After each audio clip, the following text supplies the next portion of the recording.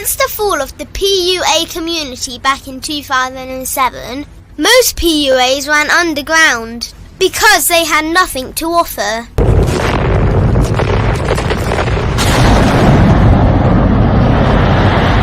Content creator has become the hero today, dedicated to one single objective: to declaw and defang any person who listens. They decided to join forces to create a cult, and never giving those who listen a solution. It's all about clothes, cars and money, deception and manipulation, indirect game, going your own way. They talk pills and plates. They complain. They blame. Fake it till you make it. I just don't get it. A man doesn't need to lie to meet women. He just needs to learn how to spit flavour in her eyes and in her ears. Thanos broke down the game when he said, as long as there are those who remember what was, there will always be those who cannot accept what can be. Even in darkness, a man can find light. Sometimes the world doesn't need a group of fake heroes teaching lies. Sometimes the world needs a group of anti-heroes to bring balance, order, and truth to the game. It's time to summon the authentic players of the game.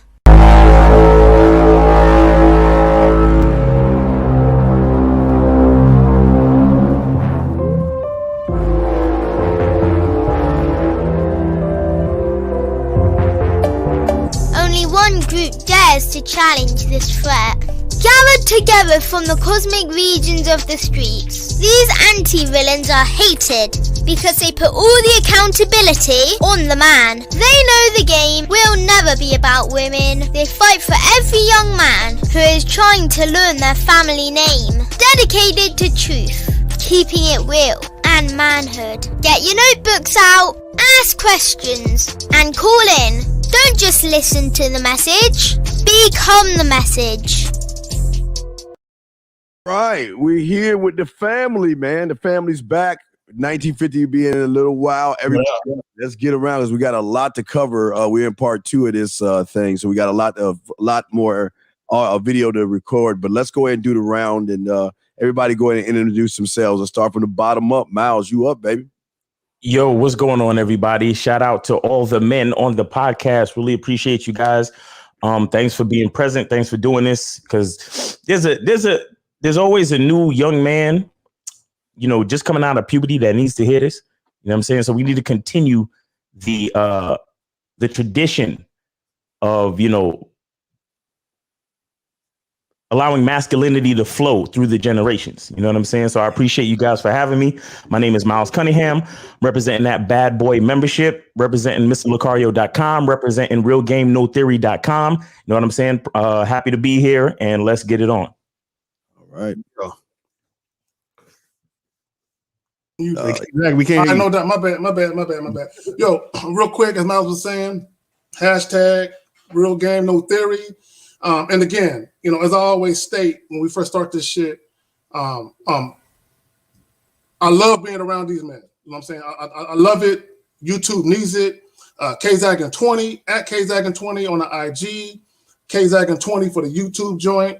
And of course, Carrie 𝐇𝐈𝐒 for the Facebook joint. And again, for those of you who follow me on the joint, I do have a Facebook joint, Social Sexual Dynamics. Check that out. Right. Yo, what's up, guys? Shout out to everybody on the panel, first and foremost. We'd like you guys to call in today, so don't be shy. Don't wait out to the last minute, like Locario says. I'm Coach EO, Mr. Champion Game. It's good to be back to teach you guys this authentic, original game. And let's get it in. Yeah. What up? It's your boy, Mr. Locario, the bad boy of the dating game. Appreciate everybody tuning in, and make sure you guys share this show with all of your friends or your enemies. The phone lines are open, 516-387-1224. So let's make it happen. Let's get it. Oh, yeah, guys, this is finally a place for all you young men that listen to this show to finally be around a bunch of men who are not pickup artists, who don't come up with lies, tricks, gimmicks, manipulation, and any self-deception possible. You have all men on here who can pull women with their pinky finger. So guys, soak up the information you get from these men and realize the difference between real men versus the majority of guys out there teaching you how to be less than a man and being more like a bitch. Let's get this thing together, guys. So what we had last time, guys, let's go ahead and continue this, guys. We were not going to be able to answer any questions with you guys, but we will be able to, real quick, Keith Warren, want to give you a shout out for the super chat. We will answer super chats. We will post comments and stuff. But let me get this because EO's people. But what we want to do is we have a lot to cover in a little bit of time. So, guys, if you want to call in, and we're going to chop it up. So, guys, like we had before, let's catch everybody up on the last thing that we heard from the group that we're talking about. You know, because you have people that have looks, money, and status, and everybody's thinking that you need those things to get well with women. So let's go ahead and play what happened last week, and then we'll play the next audio, and then we'll go into it. So this was where we finished off last week. Check this out, gentlemen. Expert on women, since we don't know very much about women. Yes, anytime. I love women, and I know a lot about them. I hang out with a lot of them. I eat several of them. I have knowledge. Thank you. I understand. We called you down. We were having an important conversation. Okay. About what? Boundaries, courtship. How does a man, court women now without? Because now you don't know what's inappropriate. Men don't know what's looked at as being too aggressive. What can be looked at as disrespectful. Too much too soon. Yeah, shit like that. Well, so how do men navigate in this climate now? Safely court someone that they may be into or attracted to. Well, I think it's really easy to know if a woman likes you. So if she likes you, God. I feel like you're one of those. No, if I like you, there's no limit. I want you to do everything. I mean, put my world upside down, like shake that shit, Rosa. You know. So I don't care how you do to like, or you want to like find out where I live and pop up, like do that. Okay, now with that being said, let's play the next clip, and everyone, we go answer this one. So here's the next clip. Let's answer this. Rosa, this is the problem with what you're saying. It adds to the fear that men already have, which is, hey, I could do the same thing, but if I'm cute, she'll accept it. If I'm ugly, I could be a menace and a terror. Well, I don't think it's about cute or ugly, because I mean, if you are like a woman, or if you like a me, guy and if you don't like a guy, right? I mean, because if you're ugly, I like you probably even more than I don't like cute guys. Now, Maul's not cute, so it's cute I bring the cuteness in the relationship. So cute, only me, and the man needs to bring something else. Okay. So you can be ugly. It's just a matter of, do I like you? Yes or no? And I think. Okay, let's stop right there, guys. Let's get it. Yeah. Oh man. Hey, she needs to bring a mop, some money, some cooperation, a good attitude, a smile, some femininity, some joy, no stress. When she said I'm cute, he needs to bring something else. You better bring more than that. Facts. Yeah. Facts. Yeah, no doubt. I feel that, Eo. Yeah. I want to say am I hearing an echo? I'm hearing an echo. Someone mute. Let's see, getting it back echo. That's weird. So what I wanted to say is that my shit is killing me. Is that who's that coming from? Is that me? Let's see here. All right, we'll mute. All right, say something now, Lucario. Hold on. Yeah. Test. Well, hold on. Well, Lucario, let me mute myself and see if it's me. Hold on. Okay. I try now. All right. So talk. Yeah. It's good now. It's good now. Yeah. All right. I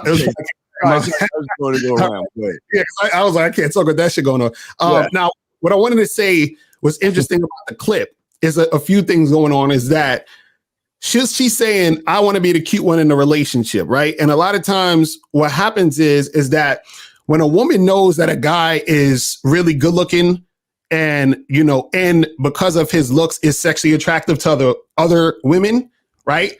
That might make her feel insecure, which is why she want to be the good looking one in the situation. You understand what I'm saying? So this works a lot in a lot of you guys' favor, because a lot of people are saying, hey, well, I got to be the best looking guy. But sometimes being the best guy can backfire on you, because certain women won't even want to fuck with you because they're like, you're too good looking. You understand? There's women who won't mess with you because they'll say you're too good looking, and which means they're intimidated by that situation. You see what I'm saying? Now there are other women who will like it because they're like, yo, he's really good looking. I'm attracted to him and I'm sexually attracted to him. But her saying that is what a lot of women will say as far as they don't want a guy who's too good looking because they want to be the center of attention in the relationship, and they don't want, you know, other people stealing their man and all that other shit. Or they think that their man is going to get a lot of girls and they don't want to have to deal with that type of competition and all that other stuff. You know what I'm saying? Yeah, I just want to go ahead, real quick. Chad Morris, when you get a chance, look up Boris Cujo, and then you'll delete that bullshit you saying right there, man. What y'all got to understand is looks may get your foot in the damn door, but if there's nothing to cover, she ain't fucking with you. Y'all guys, you have what you have. You can't, you can augment your body. You can probably do like a woman shit and change your eye color and all that other stuff, but you don't stand on what you have. You stand on who you are. And the fact that most of you guys think it's about looks is why you don't get pussy in the first place, because women don't want to deal with men that act like women. Women should be, now look, don't get it wrong, and I'm sure EO's going to say this, and I agree with him. Okay, I can see EO right there. You can fix yourself up and look good to you, okay?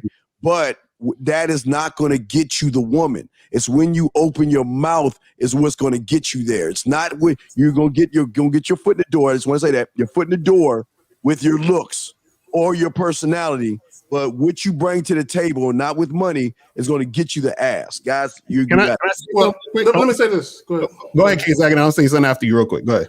No, go ahead, fam. No, I just wanted to reply to Chad. What I don't understand is this, because he's saying looks, money, and status does matter because it is sexually appealing. No, your looks, money, and status is not what makes you sexually appealing. The only one out of those three that could make you sexually appealing is your looks, but that still doesn't guarantee you being sexually appealing. Because I've tried to explain this to guys. There's essentially 5 types of attraction: physical, sexual, behavioral, resources, and friendship attraction. So what that means is that a woman could be physically attracted to you. All that means is that she likes the way you look.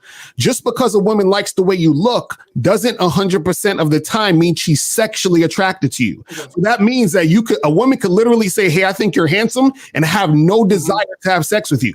You understand what I'm saying? And this is what guys don't get. So it's not all the time where your look or the way you look is going to get the girl to want to fuck with you, because also a woman could appreciate how you look, but the way you look might not necessarily be her type of looks that she likes. So for example, a woman might see a guy who's, 6'3", and he's like, let's say he's a white dude, right? But let's say she's really into black men. That's her type. She can say that white guy is good looking, but I'm not sexually attracted to him because his physicality doesn't really turn me on to that extent, but I could see that he's handsome. You understand? She can say, my opinion is he's handsome, but I'm not sexually attracted to him. Now, on the flip side, you could look good, and a woman could be sexually attracted to you because of your looks also. But again, it's not 100% of the time. But also, money and status has zero to do with sex appeal. This is what y'all don't get. You feel what I'm saying? Zero, nigga. All right, let me say this. And Lucario, you were kind of on it. This is the problem with a lot of guys, including Chad Morris. And this is nothing personal. We're just trying to educate your ass today. When we see a woman, like we can go in a grocery store and we can see 20 women that we think is good looking. For all intents and purposes, we would say, yeah, I'll fuck her, and I'll fuck her too. Men would do that, okay? If a woman go into the grocery store, she might see 5 dudes she think is physically attractive and not want to fuck none of them, okay? Women do not run into men on a daily basis on the strength of their physical, aesthetics that they want to fuck on the strength of that. Now, do women run into guys that have that type of presence where on the strength of how they look physically, they're seduced by how that man looks? Yes. But we run into women all day long that we would fuck on the strength of how they look. The majority of the time, if you ask any woman, like let's say for sake of argument, a woman slept with 30 guys. Maybe 5 of those guys were on the strength of how they look. The other 25 was after a conversation. Okay? So that means that in addition to how they look, they had to actually introduce themselves and talk to the woman before she finally made up her mind, I'll sleep with her. You know what I'm saying? Now, let me also say this. A lot of guys don't know how to maintain attraction. Just because a woman is initially attracted to you, getting women to fuck with you is one thing. Getting a woman to be able to fuck with you for a longer period of time and for you to be able to maintain that attraction, most guys don't know how to do that. Okay, because we talk about sexual attraction. Not only is there sexual attraction, because Lucario hit on it, you said there's multiple types of attraction. There's also emotional attraction, which a lot of guys don't know how to evoke a woman to emotionally invest in them. Okay, and then be able to maintain that, because most motherfuckers ain't consistent. Y'all got it. Can I get in there real quick? Get in on it. All right. So I think one thing that a lot of us are forgetting, based on where we are in society today, is that women have been tricked into their current mind state. So for anybody that really thinks that a woman is actually looking at a man's looks, you're sadly mistaken, and you have fallen for the same bullshit mentality that has been drilled into the current society due to feminism, first wave, second wave, due to you don't need no man, go get your own money, girl. You don't need him, you don't need that, you don't need this. All of that rhetoric, women have succumbed to it very easily because we talked about it before. Women think with their emotions and they subscribe to hive mentality or hive thinking, meaning that they try to do what their mind is impressionable and they try to do what everybody else does. So because through feminism, women have began to suffer from penis envy, they want to think like a man. That's why Steve Harvey made the book Think Like a Man. You understand? Because women, for whatever reason, because they've been taught to think that their position in society is weaker, they now begin to envy the mindset, the masculine mindset. So that's why women are striving for education and 6-figure and 7-figure careers, and they trying to be a boss bitch, and they don't need no man, and they're doing all these things from a masculine place. And when a woman today even hints at the fact that she is interested in a man's looks, 80% of that is literally because of the hive mentality that they have been tricked with. You understand? A woman doesn't really give a fuck about a man's looks. I mean, as long as he don't look like Schmeagol or the fucking Hunchback of Notre Dame, more times than not, she's good. Why? Because a woman's primary concern is the survival of herself and her children. If a woman is looking at a man's looks on a biological level, she looks at a man. She's looking at a man's looks because she's thinking about the genetics and procreation. You understand? So this is a part of the reason why you'll get women that try to get with guys that are taller, more muscular, and who have a commanding presence. You understand? In those ways, looks matter. But when it comes to like the actual shape of your face and the jawline and all that bullshit that these incels and MGTOWs be trying to cope with, whenever they try to deal with the fact that they can't talk to women, right? These are like they're reaching for straws and saying to themselves, "Well, this is why I can't get a woman." Not realizing that the only reason why you really can't get a woman is because you ain't got no fucking game. You know what I'm saying? Right. So women, they don't truly care about looks. It's only a knee-jerk reaction to the today's mentality that is based in feminism. So they want to think like a man. So they be like, well, if I gotta look good, then I need me a nigga that look good. She don't really mean that. She needs her a guy that can take care of her, a guy that could tell her baby it's okay when she's getting stressed out, and a guy that could help her produce healthy fucking children. That's all a woman really needs. You understand? And a guy that can make her feel a certain way. And that's where game comes in. You understand? Because if you ain't that tall, but you can make a bitch feel like you 7 feet, she will fuck with you. Right. You understand? If you ain't that rich, but you could spit enough game where she sees that you have a network of rich niggas in your circle, she will fuck with you. You understand? If you ain't got no status, but somehow your mouthpiece gets you into all the exclusive clubs, she will fuck with you.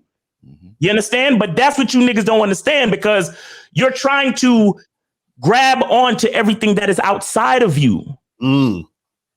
And because you think it's important, you think that it's fucked up how all of this new age society mentality has got the women trying to think like men, and it's got the fucking men trying to think like women. How the fuck did we get here? Right. How did we get here where we think that women are concerned with our looks? And you have a lot of these. Okay. Sometimes I turn on the radio and this song comes, that fucking Neo song, Miss Independent. That's why I love her. She's got her own thing. The fucked up thing about it, you sound just like that nigga. That's what's so fucked up about it. Go ahead. And the fucked up part is, the fucking song is catchy, but I'm listening to the words and I'm like, nigga, you couldn't have picked Yo, let me tell you something. I was talking about this on the live stream with me and Lucario the other day. They use Neo heavy. Neo and Dream, they use them two niggas heavy in the the feminism shit when it came to brainwashing these bitches, because Neo wrote Irreplaceable. Mm-hmm. A lot of motherfuckers don't know that Neo wrote Irreplaceable, that Beyonce song. He wrote that. Mm-hmm. You understand? And he also wrote that Miss Independent song, and both of those songs are chart topping songs. Why though? Mm-hmm. It's a reason for that. So these days, because of this mentality, and I'm gonna wrap it up, but these days, because of this mentality shift, we got the women thinking like men, and we got the men wanting to think like women. We got the women trying to fend for themselves and get high paying jobs and do everything for themselves to the point that they claim they don't need us. Then after that, they can't find a man on their level. Mm-hmm. And then we got these fucking dudes looking for a safe space. Yeah, got it. Hey man, I definitely feel it, man. What's up to everybody, man? By the way, man, sorry. What up? Hey, what's up, man? Straight up, man. I was always taught that men live off instincts, women live off emotions. So we can definitely look at you and say, oh, we want to take this down. It's instinctive. Women live off emotions, meaning the mental aspect for her is how you make her feel. Right. So I was a guy back when I was younger, man, and this is how I knew. I was a Chuck wearing, Dickie wearing, cat shorts, man. I was a gangster out here, man. You know what I mean? I was a guy who came up, had a certain way, but I would be knocking them down. And the reason why is because how you make her feel, she values. Mm-hmm. If it don't matter. Let me tell you something. A woman can be messing with a guy with $1 million to $2-3 million a month guy. She could be messing with him, and she knows that she's using him for his resources. But then she will call me to hit the bottom. Right. Because at the end of the day, I make her feel like she wants to feel like a feminine woman. Mm-hmm. And because of that, if guys like myself and you guys on the panel, it's always been easy for us because we understand the science of women. Women want to feel good. And it does not matter. It does not matter what you present in front of their face. Mm-hmm. They can peel back those layers really quick. And if emotionally you don't make them feel good, they could be billionaires themselves. None of that matters if you make them feel good. This is why guys farmers who's in the fields who make $0 are respected like men that everybody want to be respected to.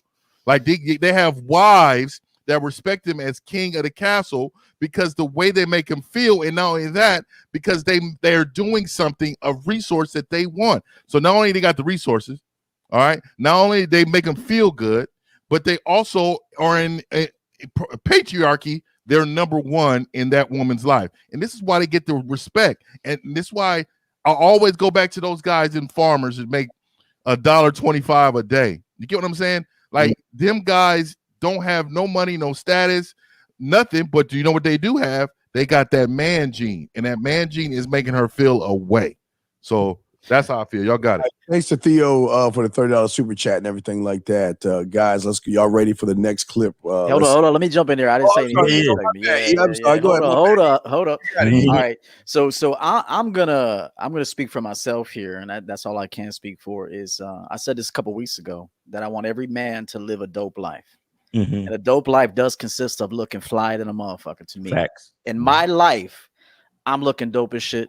I feel dope as shit. I'm doing dope things. My women are dope. I put them on game.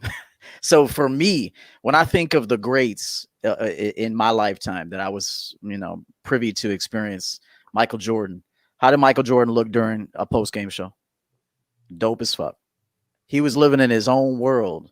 So here's the thing. For a champ like me, I can't speak for other men. I can only speak for me and the guys I coach. I want all of you guys to be in the best possible shape you could be in. Not so a woman can love it, although they are going to love it. When you have broad shoulders, a nice chest, good arms, and some thighs and an ass, and you walk like you can kick some ass, hell yeah, motherfucker's gonna notice that. Men and women are gonna notice that. So I can only speak for that. I love being in shape. I love walking like I'm the motherfucking man everywhere I go. I love dressing dope. I love taking good care of myself. I love rewarding myself.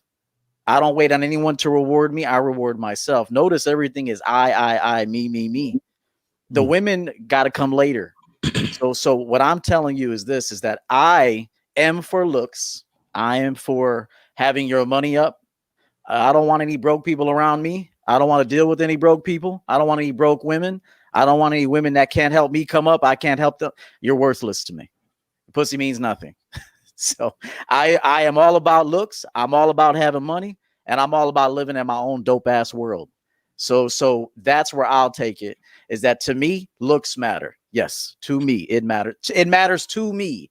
It doesn't really matter what she thinks, because if I have an attitude that I love my dope ass life, then a woman that is emotionally and mentally healthy will actually celebrate that. An insecure woman, like Lucario said earlier, which is 100% facts, an insecure woman doesn't want you to be cute. She doesn't want you to be sexy. As a matter of fact, she wants to piss on you. She wants to talk like you ain't shit. She wants to run the show. She wants you to think you're ugly. And then trust me, she'll throw jabs in too to make sure you feel ugly about yourself. Fuck that. I want every dude to think he's fly, good looking, get your body right, get your money right. Not for women, but for you. Don't you want to travel, motherfucker? Don't you want to secure your future so maybe you can retire young? And if you don't want to retire young, don't retire young. I want every man to look his flyest, be dope as fuck, have your money on point, your credit, all that. Notice none of that has to do with women. So, EO, are you saying you should be arrogant? I think you should. I'm with you. No. And I'm not saying that in a haphazardly way, because I agree with you. I'm an arrogant motherfucker, bro. You know what I'm saying? So, but I think all men should be arrogant to a degree. You know what I'm saying? Because my thing is, nobody will ever appreciate you like you do. Period. You know what I'm saying? And the only person that might come close might be your mother, and she's still a distant second. You know what I'm saying? So when I take a picture with my clients, when they succeed and they're achieving accolades and shit, I want all my men in great shape, looking dope, feeling fly, not just feeling fantastic about himself. Right. This has nothing to do with women.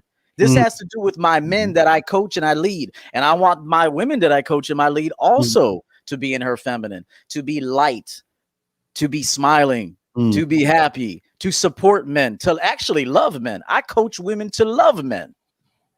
Right. All right. Well, no doubt. And I'm sorry. Let me say something real quick, because I want to piggyback off what EO was saying, because I definitely agree with everything you're saying too. The only problem with these guys is that when they talk about looks, they're not talking about improving their look or working out or getting fly. They're saying, if I don't look like Chris Hemsworth, I can't get girls. If I don't look like Idris Elba, that's what they think. You see what I'm saying? So I definitely agree with what EO was saying, because you're supposed to upgrade your whole situation and be on point and live that dope life. But I think a lot of guys, they need to get out that mindset of thinking, well, because I don't look like this guy or that guy, women aren't going to like me. I could never get a girl. And that's the ridiculous, you know what I'm saying, mindset that these dudes be having. You know what I'm saying? Yeah, and real quick, and thank you, V, for the super chat. But we're also, you're right about what you're saying. But see, what the other guys are doing also is they saying you don't need to learn about yourself. You don't need to have a standard. You don't need to have laws, rules, codes, and anything like that. All you need to do is look good, have money, and have status to get women. And that's not the game right there. Right. You're right about what you're saying, E, but these guys are telling these young boys, don't work on yourself. Don't work on any kind of standard or anything. Just keep building your money up, keep building up your looks, and you're going to get the woman. That's what they tell them. That's the problem. You're right about what you're saying, E, because you're making it all about the man. but they're not making it about the man. They're making it they're giving him a built-in excuse to say, okay, well, I didn't get the woman because, oh, well, I know I got her not because I'm a man. I got her because I got money. And don't get it wrong. You're going to get a woman because you have money, but she going to be in your bed thinking about one of these motherfuckers on the panel. So hey man, I need these bitches to respect my Chuck game, man. Hey, I wear these Chucks like I do Gucci shoes, bitch. So I'm gonna let all you women know right now, my Chucks is staying with a nigga, man. That's what it is. Let me if y'all don't mind, let me address something right quick. So go ahead. ULR at 528 says, all right, 520 ULR. So he says find yes. Okay, go you. All right. So he says yes. Looks, money, status matters to women. Women want providers and protectors in marriage. See, this is the problem I have with you niggas. Okay, look, this is the reality of it. And I'm just speaking on some real shit. With today's financial climate, most households are two-income households. Most men don't have enough money to take care of a woman and kids. Okay, that's just a fact. I'm not just saying that just to be saying that. That's a fucking fact. Okay, if you want to have and because EO use the term or the phrase dope life. If you want to have a dope life, and more often than not, the woman has to contribute to her dope life. Okay, meaning she has to put some money on the table. You know what I'm saying? And I'm not saying that that's the case for everybody. If you a dude and your money is right, you don't have no real debt, you don't have a bunch of kids all over the goddamn place, you can do some work. But the reality of it is, if you want to have a family, a wife and kids, depending on what part of the country you live in, because we all know the cost of living varies, and niggas don't think about the cost of living. Okay, New York, Hawaii, California, certain places, you $15 an hour won't do it for you, bro. You know what I'm saying? It just won't do it for you. Now, Idaho, maybe. You know what I'm saying? Not in California. So what I'm saying is, so the women won't provide. If you ask every woman on the planet, do they want to stay at home while their man work? Every woman raise their hand and be like, hell fucking yeah. But the reality of it is, a lot of them bitches can't. They got to work too. You know what I'm saying? If they want to take trips and afford whatever they want to afford, they got to kick in a little something. That's just the reality of it. So yes, do women want providers? Yes, they do. Do women want to be taken care of? For the most part, yes, they do. But the problem that I have with some of you goofy niggas is y'all try to use that shit to make a woman codependent on you because you're afraid she's going to go somewhere.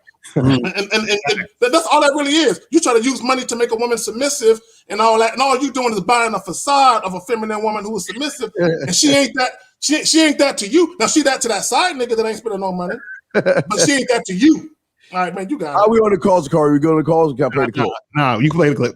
All right, here we go. I make that very clear from the jump.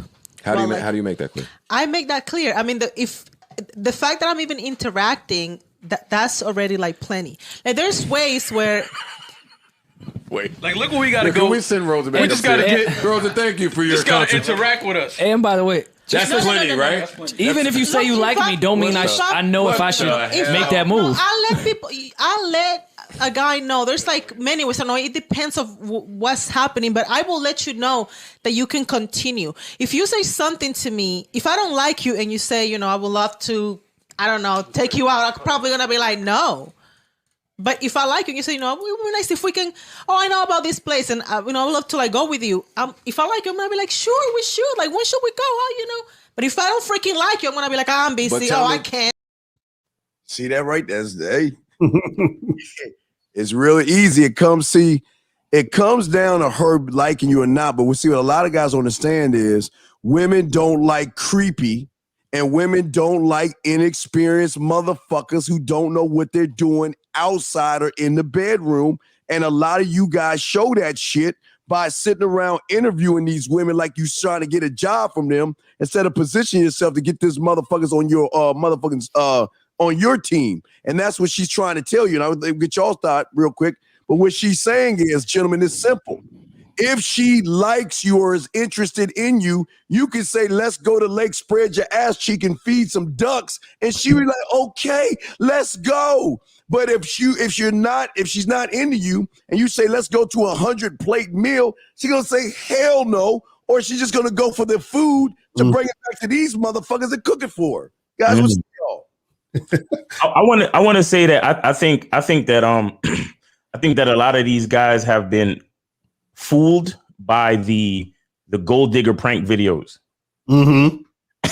Because when the flip happens and the bitch is like, oh, I want to go with you. Where are you going? Can I come? And I was just joking. I don't have a boyfriend.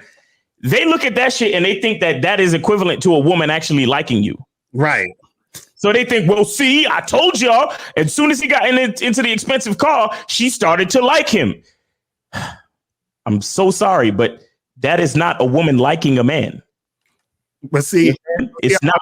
I was going to say this too, to add to that, is that because when she's saying, if I like you, people also have to understand, what does she like you for? Right. You know what I'm saying? That's what you have to always ask yourself when you're dealing with women, because a woman could like you because you're going to take her out, show her a good time, pay for dinner. You understand? Maybe pay her rent. You feel what I mean? Like, talk to her on the phone. So she likes you because of that. That's what I was saying, where that's resource attraction, is that you got resources. So she's attracted to you for the resources. So those prank videos where they show the guy with the car and she's like, oh, that's your car. She's attracted to him because of his car, the resources. That doesn't mean she's going to actually have sex with that guy. So what most guys are looking for, they want a woman to be attracted to them or like them for sex, to have sexual relations. So this is why I tell guys is that when you're dealing with women, you have to find out if she's sexually attracted to you. Because if she's not sexually attracted to you, then that means she could like you for all these other things that have nothing to do with having sex with you.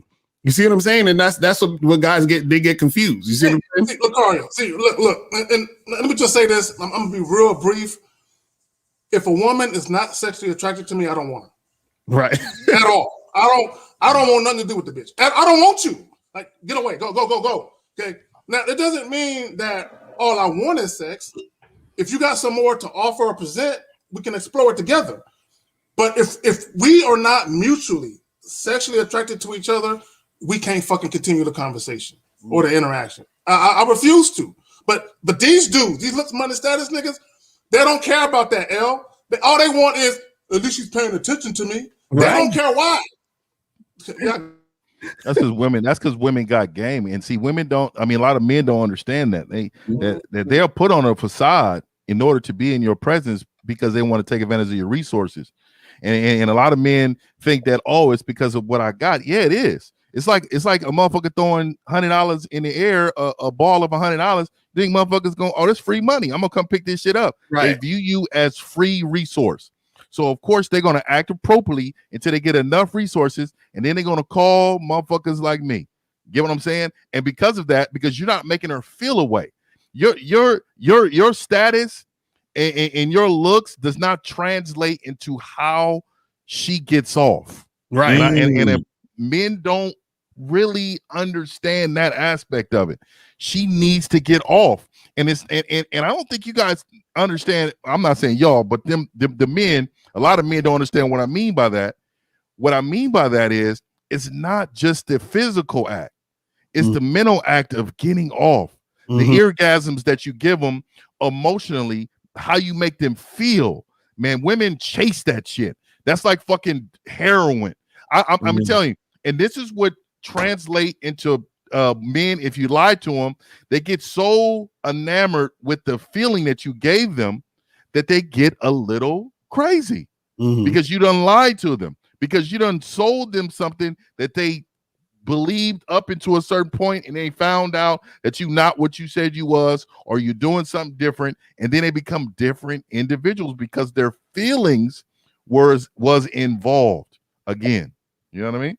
Right. And I'll say this too. What guys have to understand is it when women look at you, or women sort of interact with you and experience you, they're not just looking at how you look. They're looking at what you look like. So what that means is this: they're not looking to say, oh, well, he's just cute. They're looking to say, he looks like he could fuck the shit out of me. You understand what I'm saying? So even if you're not quote unquote handsome, you might look like the type of guy that could fuck the shit out of her. You look like the type of guy that she's gonna assume is gonna be sexually attracted. You know, that guy that's gonna get her off. Like is what Mr. 1950 is saying. Like, a lot of guys don't understand that if you're the type of guy that has that energy when you're dealing with her, right? That's the thing that could make her gravitate to you in that sexual manner. That's what sex appeal really is that you look like, you seem like, you feel like that type of guy to her. You understand? Which is why guys who don't look conventionally handsome could get bad chicks, and dudes are scratching their heads like, I don't get it. And I'm like, you don't get it because you don't understand how women think when it comes to sexual attraction. You see what I'm saying? I know E's got to go, but hey, Chad, please call in. Please call in. Please call in.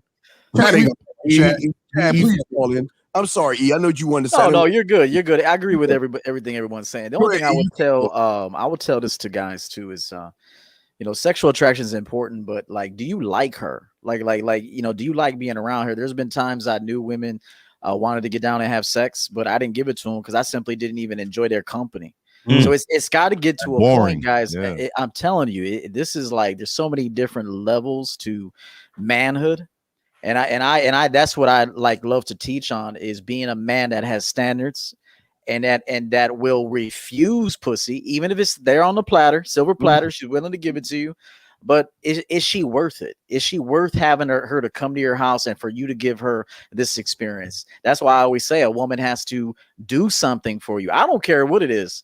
Have her stop at the store and get you some limes and some orange juice. Minute Maid, baby. Give me some Minute Maid, 5 limes and some bananas. like I don't want her doing. I really mean this. I was coaching a guy this morning and I said, no woman should get free dick or even free time. Yes. Like, she has to bring something, and it's in her best interest to bring something. Make her work for it. Like, I can't say this enough, man. Like, anything that you're gonna give her, she has to give you something first. Now, it begins and ends with the man. You set the tone with value. But if she's going to come over and get 2.5, 3 hours of dick, doggy style, everything, fucking me, y'all got gun cabinets. I got wand cabinets. I'll go to the cabinet and pick out a wand for the day. Okay, I'm going to get that purple wand right there. So what I'm saying is that it doesn't matter if she likes you, and stop making it about the woman. Fuck what she thinks. I really mean this. It's irrelevant what she thinks. That lady that Steve's playing, nothing she says matters to a real man. Like, nothing. Like, everything she said is irrelevant to me. Somebody watching the Game Kings documentary. Yeah, and you got to watch that. I watched it. I was a very good documentary. So I want to tell you guys, make her do something. If there's a chick on the way to your house tonight, make her stop for something. I don't care if you need it. I don't even care if you got 10 of them in the cabinet right now. Just make her stop. 2 ice blue Gatorades, bitch. And remember this. If she gives you any kind of attitude, I want you to be willing to cut her ass off right there. Right. If you say, hey, check this out. On your way here, I'm making margaritas tonight. Let's say you know how to make drinks. And you're like, I'll make margaritas, but I don't have any limes. I need you to pick me up some limes and another item. Shit, I don't care what it is. Garbage bag. I don't give a fuck what it is. Something. If she says, oh, I just passed the store, you better make a U-turn then. You better make a U-turn. You ain't coming out over here without that bag. Okay? I'm not entertaining you without that bag. That grocery store bag. So the point of what I'm saying is that you got to put yourself first. You got to know your value. This is why I say get your money up. Shit. A man, knowing I got what I have, that makes me feel comfortable. I earned every fucking penny of that money. It took game to get that money. So to me, that's part of my game. I can have a come up anytime I want. I take care of myself in every area. I don't even need a woman to do it for me. So when you think like that, and you're standing at the mountaintop looking down on these broads, knowing they don't bring no damn value, you have to extract some value out of these women. That's all I want to say about that. We got a call real quick. Let's see if that's Chad. Right. Hold on. Let's see who this is. 646 was popping. Who this? 646. Oh, he just hung up. This motherfucker. See, hey, but here's the thing. Let me say this. Go ahead, man. Well, let me say this. I did a video titled "Women Will Not Truly Appreciate a Man Unless These 3 Factors Are Present." 1 is sexual attraction. 2, she has to actually like you. Mm-hmm. A woman can have sex with you and not like you as a person. Mm-hmm. Because when a woman actually likes you, that opens the avenue for her to actually become emotionally attracted to you.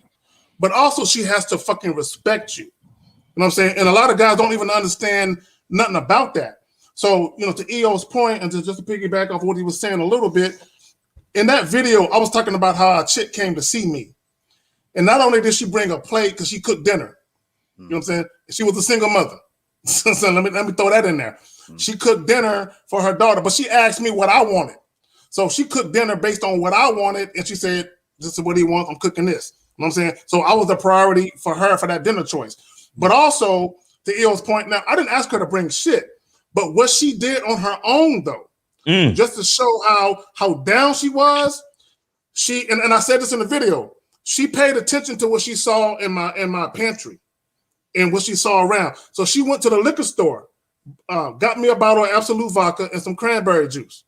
And then she made another stop and got me some flaming hot Cheetos. I know that sounds small to you niggas, but she did this on her own. She did this on her own. So she came by the crib with a dinner plate, some chicken Alfredo, some Absolute vodka and cranberry juice, and some flaming hot Cheetos. I'm talking about. Good, man. Good. Without me asking. Good. Okay. And my thing is, a lot of guys, when you deal with women, I want you to, the bar should be set. Like when she did that shit, the bar was set. Like any chick that came through with anything less than that, I could fuck with, but I couldn't take seriously. Like you have to meet or exceed what the fuck she did for me to fuck with you seriously. That's all I got on that, man. Right, we go on calls to Cario. We go to we got a call real quick. Let's go to 646. 646 was popping. Who this? This nigga. Okay, we keep going. He keep hanging. Can I say something real quick? Yeah. So when it comes to looks and all the stuff, and shout out to Coach EO, because what he's saying is absolute. Like because it begins with your own perspective, right? And the problem is these guys have a gynocentric perspective of looks mattering within the frame of everything, because they're worried about what the chick thinks is, attractive, and that's why they talk about the jawline and whatever else they fucking talk about that I don't really know or care. Yeah. But what I'm saying is, when you focus on yourself, what you end up doing before you even realize it is that you kind of provide an entire experience, right? When you work on yourself, when you're always striving for better, you're always striving to make more money. You're always striving to be in better shape and better health. You're always striving to, coordinate your outfits. Everything that you do, you first do it for yourself, right? You have a masculine centric, purpose behind what you do. As EO said, and as it says in the Game Kings documentary, what she thinks is irrelevant. You understand? It's based on how because here's what happens when you live a dope life, right? And when you live a dope lifestyle, you feel a certain way. And when you feel a certain way, they have this, I heard somebody say it before, they call emotions energy in motion, right? So when you feel a certain way about yourself, you have an emotion about yourself. You are literally energy in motion. So when you step to the broad and you say hello, it's different from when you don't feel a certain way about yourself. You understand? Now, the part that I think a lot of guys miss is that they feel that you have to be wearing $800 Gucci shoes to feel good about yourself. Right. You understand? That's the part that fucks a lot of dudes up. And what I'm saying is, if you know what you're doing, you can go to, the clearance rack in Ross. These Chucks, baby. Get the Chucks. Yeah. You know what I'm saying? Iron out the khaki dicky suit. You know what I'm saying? Get your shit right, because it's not because, all right, for example, you can have a guy that has a fucking, he has a fucking 96 Honda Civic, but the fucking paint job is fresh. He keeps the fucking headlights clean and clear. He keeps the interior, clean at all times, smelling good, all that shit. He probably got a turbo in the engine, and it's only a 4-cylinder. But the shit, every time you see his car, it's immaculate. But you got another dude with a BMW, and every time you see it, it needs to be washed. Every time you see it, he got flaming hot Cheetos in between the seats and shit. You know what I'm saying? And what I'm saying is yeah, on one side you have a high priced car, but the energy and motion of the man that owns it is of a low vibration. You understand? But then when you got that 96 Civic, the energy of that man is from a higher vibration. Why? Because he feels a certain way about himself. And so what happens is you come with a certain experience. You understand? Because there's guys out there that's wearing Gucci shoes and driving, Maseratis and shit that don't feel good about themselves because they literally think, well, damn, this Maserati and these shoes is the only thing that make bitches like me. You understand? And then you got the other guy. He don't have much, but he takes care of it. It's always fresh. It's always clean. And the feeling that he has about himself is just a super high vibration. So when he says hello to a broad, it's a totally different experience. So yes, it all matters. It all matters, but it begins in here. You understand? And shout out to Ciro Mendoza for the $10 super chat. So it's all things considered within the realm of everything within the realm of attraction, but the attraction begins with you. You understand? It matters less what she thinks. It matters more what you think. Because we had a guy call in on the show the other day, and he literally said this. He was like, "Yo, I ain't got no problem getting bitches." But he was like, sometimes when I'm out in the street and I'm just wearing sweatpants and flip flops, and I try to approach girls, it don't really work. But when I get decked out and shit, and I got on my brand new Chucks and my brand new this and my brand new that, I be pulling bitches like nothing. And I'm like, bro, that's simply a product of how you feel about yourself when you step outside the house. He wants to say something. We got some calls. But go ahead. He got something to say, then we got some calls to get. Just real quick. Just remember this. If you pay full price for things, you don't have any game. I just want you to know that. like I knew a guy that was a rich dude, very wealthy business owner. And he used to always buy new cars, like every year, new Lexus, new Mercedes, new Audi, new everything. And so he used to tell us like all these perks, like, oh yeah, I got the limited edition model, and I paid always the most. He paid like the most for everything. And I said, brother, if you had game, you would get that for lower than that. I know guys that have that car that got it a lot lower than that. Even me.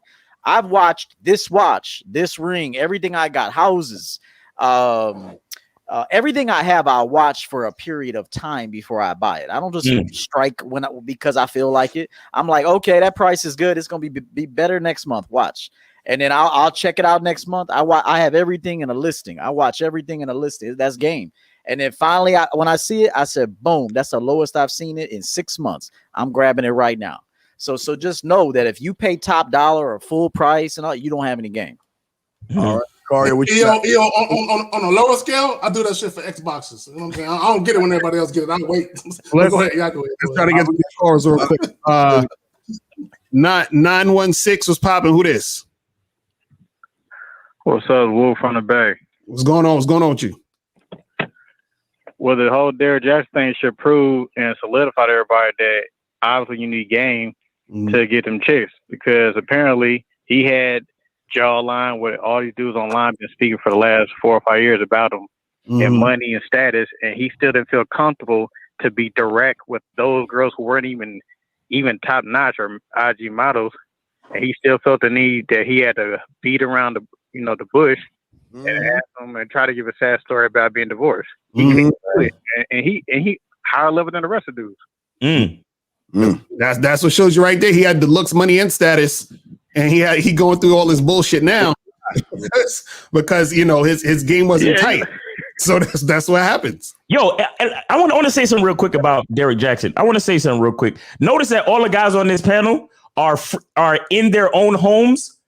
Whether or not their woman is in earshot, they can hear every fucking word that we say. This nigga Derrick Jackson did every video in the car. That says something. But go ahead. That's true. Good point. Excellent point. He didn't feel comfortable doing all that and couldn't be straightforward with his woman, beating around the bush and all that. Tell him, hey, don't say this, blacking people and all that. I'm like, this dude's scary. I didn't know it like that. But hey, man, respect to 916, man. That Sacramento area code, man. I respect that, man.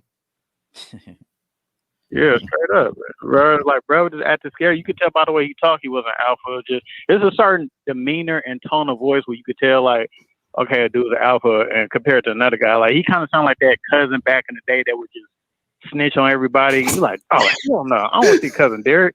Like, why not? Cause he a little bitch. He always snitch on everybody and shit. Hey, how y'all doing? Like, all right, here he go.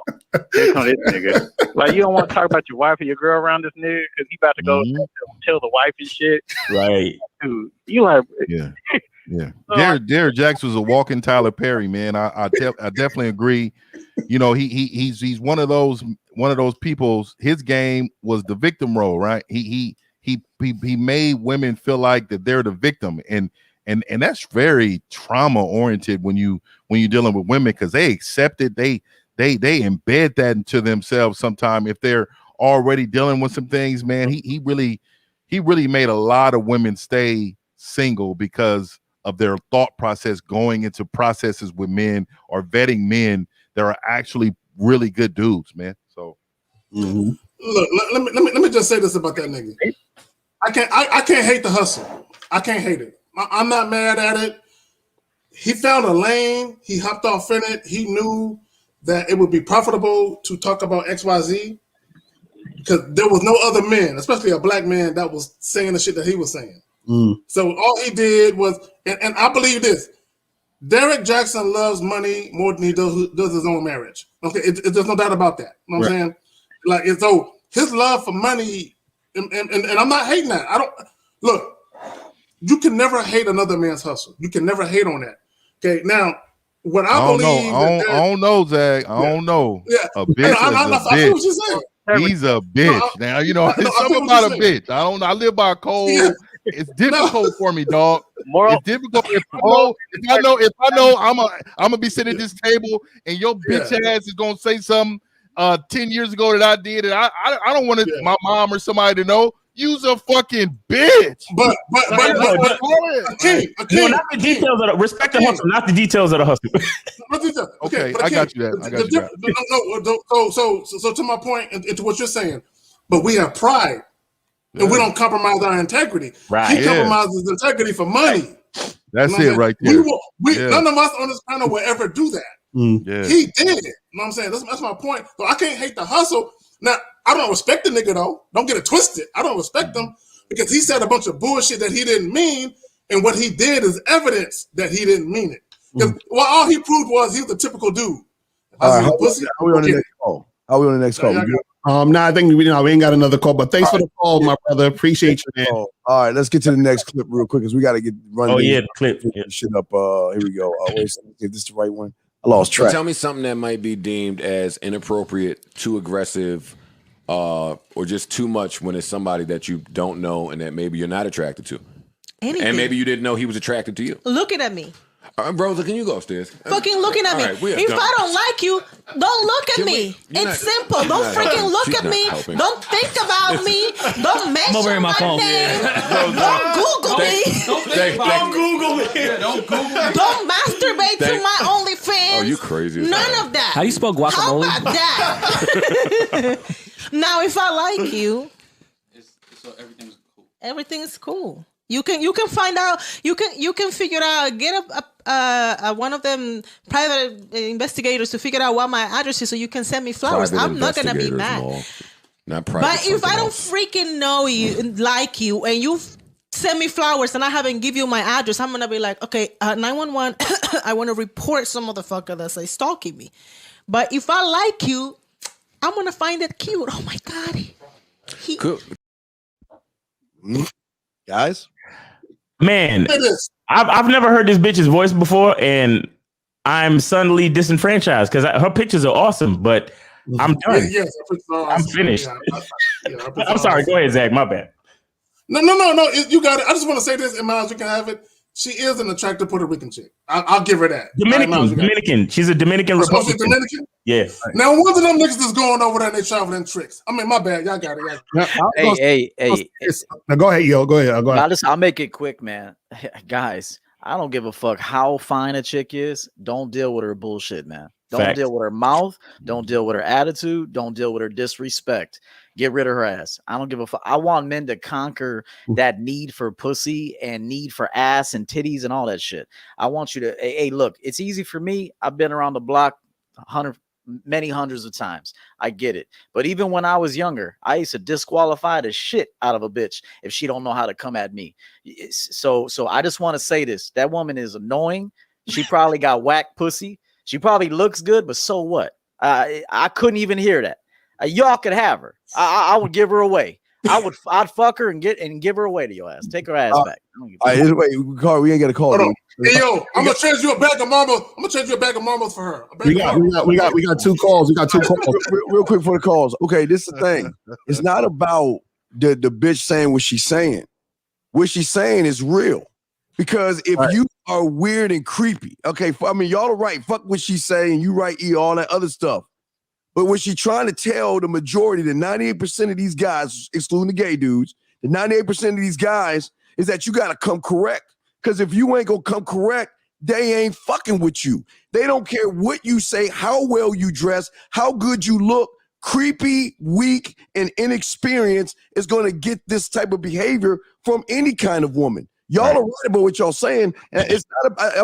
I'm listening. I'm not making it about the chick, because you're right. Ain't about the chick.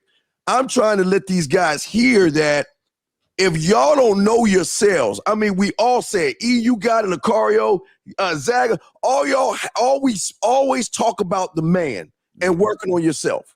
And see, one thing you'll notice about her, she's saying that as the man, you can say what's up, and she oh, hey, you know, how you doing? But if you come in sidebar, lying, deceiving, and coming off creepy, weird, and odd behavior, this is not just her. This is every motherfucking woman they're gonna run into. I'm saying listen to what she's saying, not as her saying it, but I'm saying that she's speaking for women that's saying they don't like creepy ass guys who have no experience and don't know what the fuck they doing. They say, don't bother me. Don't call me. Don't match me. Don't look me up. Don't follow me. Don't message me, because I don't want to fuck with you because you ain't a man in my eyes. That's what I'm getting from that. Right. And also what guys got to understand is that she's basically giving the game away. You understand? She's letting dudes see. Y'all got to listen to, you got to read between the lines, because basically what she said is how every woman acts towards you, how every woman interacts with you. And so if you did, because dudes be calling up, they be like, yo, I've been trying to get with this girl and she flaked on me twice and she's ignoring my calls. Right. Bruh, she don't like you. You understand what I'm saying? Or but if the chick is feeling you, she's gonna make this shit super easy. She's gonna be really nice. She's gonna smile. She's gonna do all this extra shit for you. So they're letting you know what they think about you by actions. You know, every nigga is creepy unless she like you. Exactly. And there's a reason why Steve always preaches this too. I do, Lucario, everybody on the panel, is you give her your information and let her call you. Yes. That's the first indication of interest. Right. If you to instruct her to call you. Okay. And if she does that, now you got a woman that doesn't see you as creepy. Potentially, she might have saw a weakness she wants to exploit, maybe. But you got a lead and you work that lead. So just remember, don't ask for these numbers and blow them up. Steve's right. She thinks you're creepy. Don't Google me. Don't jack off to me. Don't do none of that. She was right. But at the same time, you could eliminate most of that if you are assertive and instruct her to get in contact with you. There you go. All right, we got 2 calls. Damn. We got a few calls in here. But could you imagine the fact that she said, don't even jerk off to me? That's how much she don't like you. She don't even want you to fucking she don't even want your energy, psychic energy. God damn. That's right. Let's go to 407. 407, what's popping? Who this? Hey guys, how you doing? I donated. What up? Appreciate it. What's going on with you, bro? My name is Moses. All right, Moses, go ahead real quick because I know you be long-winded. What's your question? Listen, I'm gonna admit I am guilty of this because I ran into a situation 2 days ago with a chick that she asked me when I first met her. She asked me, "What am I looking for in her?" I said, "I'm looking for her to be high interest," and she was like, "Oh, okay." And then further down the line, all right, Moses, we can't do this, Moses. We can't.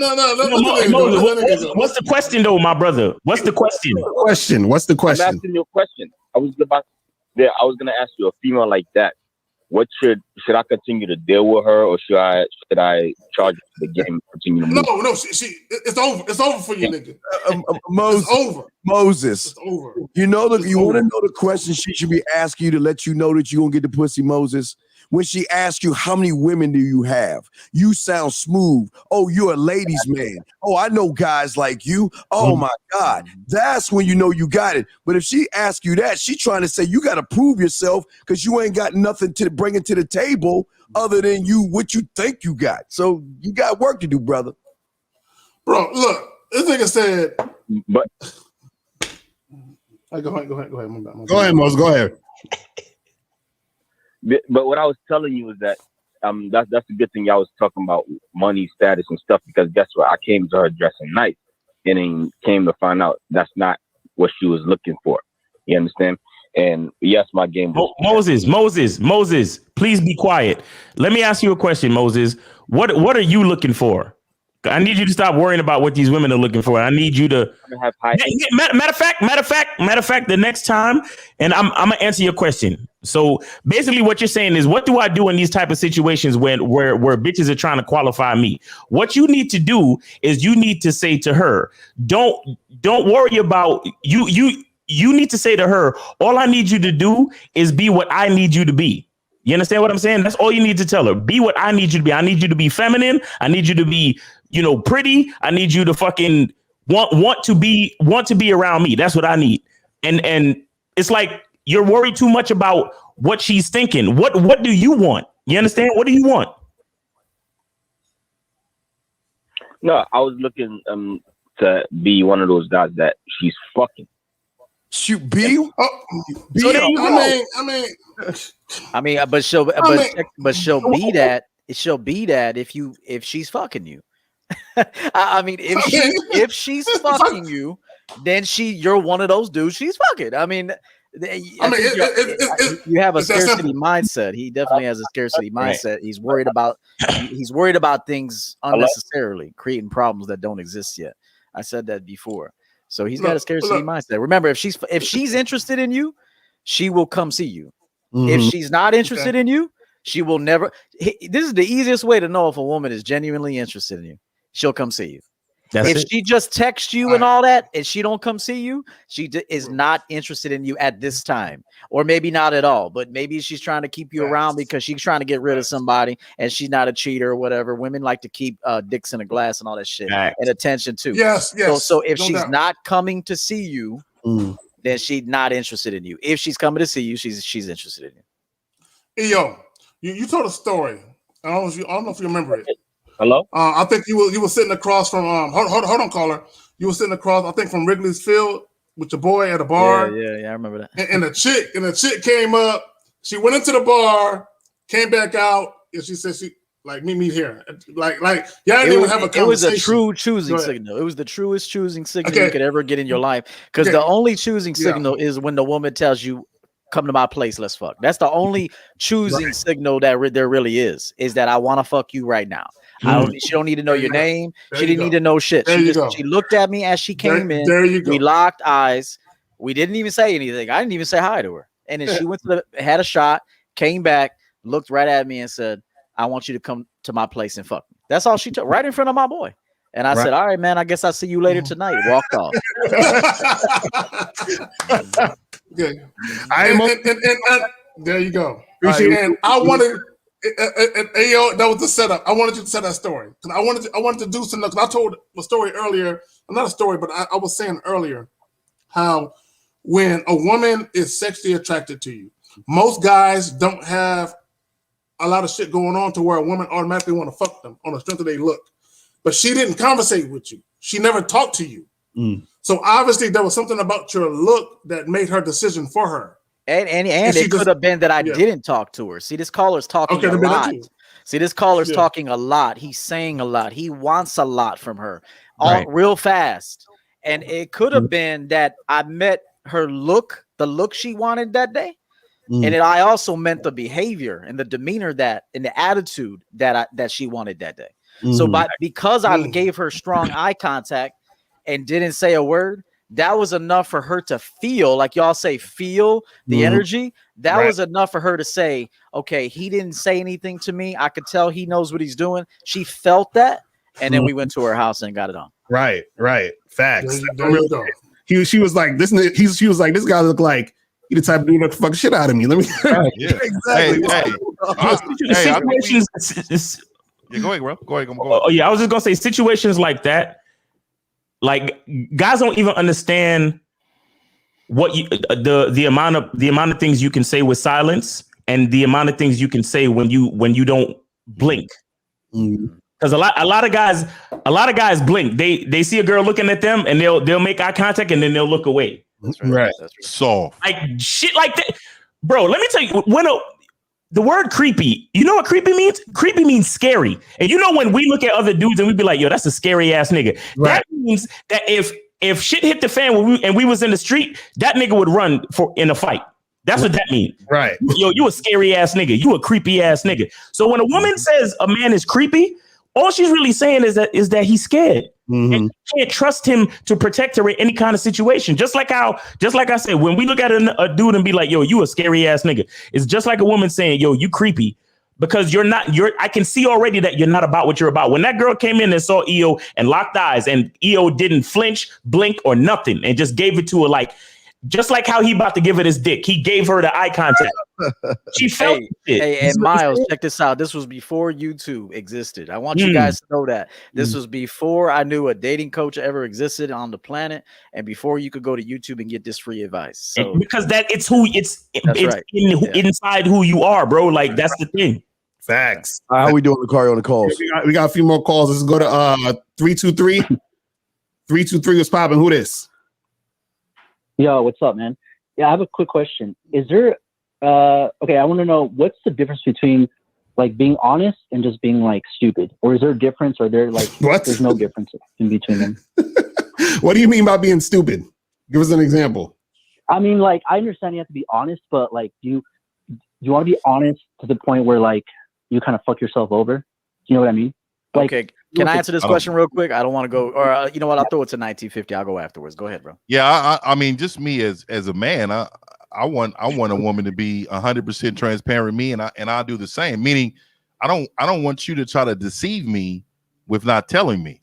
I need you to tell me everything. And it's just kind of like even with my kids, it's like I always tell them, like, look, we can deal with whatever as long as you tell me the truth. So if you have deceptions because you don't want to say something, then you're insecure about whatever that may be. So you really need to think about what you just said. Do you want to tell them the truth, or you don't want to be stupid about telling them the truth? No, I meant in the way, like, let's say like your girl, right? She says, "This dress makes me look good." You can't just be like, "No, bitch, that shit makes you look fat." You can tell her in a certain way. That's what. No, dog. You're telling her the truth, but you don't have to be mean to her. Dog. I don't know why y'all think y'all gotta be mean to women. You don't have to be mean to a woman, bro. Exactly. And what I'm saying, hold on, real quick, man. It's frustrating because I always hear men say, and they always give that type of example. Like, dude, I'm an aggressive MF. Like, but when it comes to somebody who's in my image and is following my program, she's going to get the kind truth, but it's going to be truthful. Yeah, exactly. You got to deliver it in a way that it hits her emotionally, so she can receive it, understand it, and know that it's coming from a place of leadership. Straight up. Mm-hmm. Hey, real quick. You got it. All right, I'll just say this. I'm a big advocate of giving women options. So if you let her know, like, hey, pull 3 shirts out, we'll pick one real quick. Like, and that way you can tell her which one looks best on her. Instead of her coming out with one shirt and saying, "Baby, do I look fat? We ate blizzards all week." I mean, you know, like, instead play a little game with her and give her an assignment and say, "I'll tell you what. If she asks you, because if a woman is following your direction, she'll ask you what you want her to wear. Quite frankly, she's gonna ask you, like, "Hey, where are we going? How do you want me to dress? How do you want my hair? Do you want me to have makeup on today? No makeup on today? What flats, heels? We making money today?" Like, your women should be looking for you for leadership.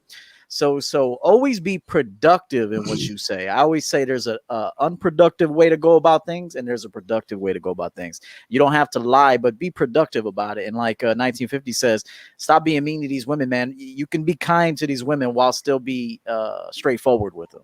So next time, have fun with it and tell her, hey, why don't you do me this? Why don't you give me a couple options? Why don't you pull out a couple different looks, and I'll tell you which one to go with. That's what you should do. All right. Let me add to that by saying this, and that was dope. I've had situations where a woman came out in a form-fitting dress, and she had a little pooch, and she asked me, "How do I look?"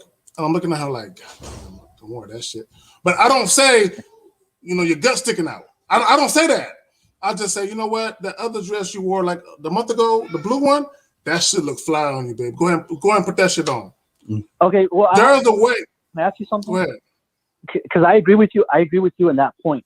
But I feel like sometimes when you guys say you have to be super honest, a lot of guys will just tell the bitch tell the chick, no, you look fat.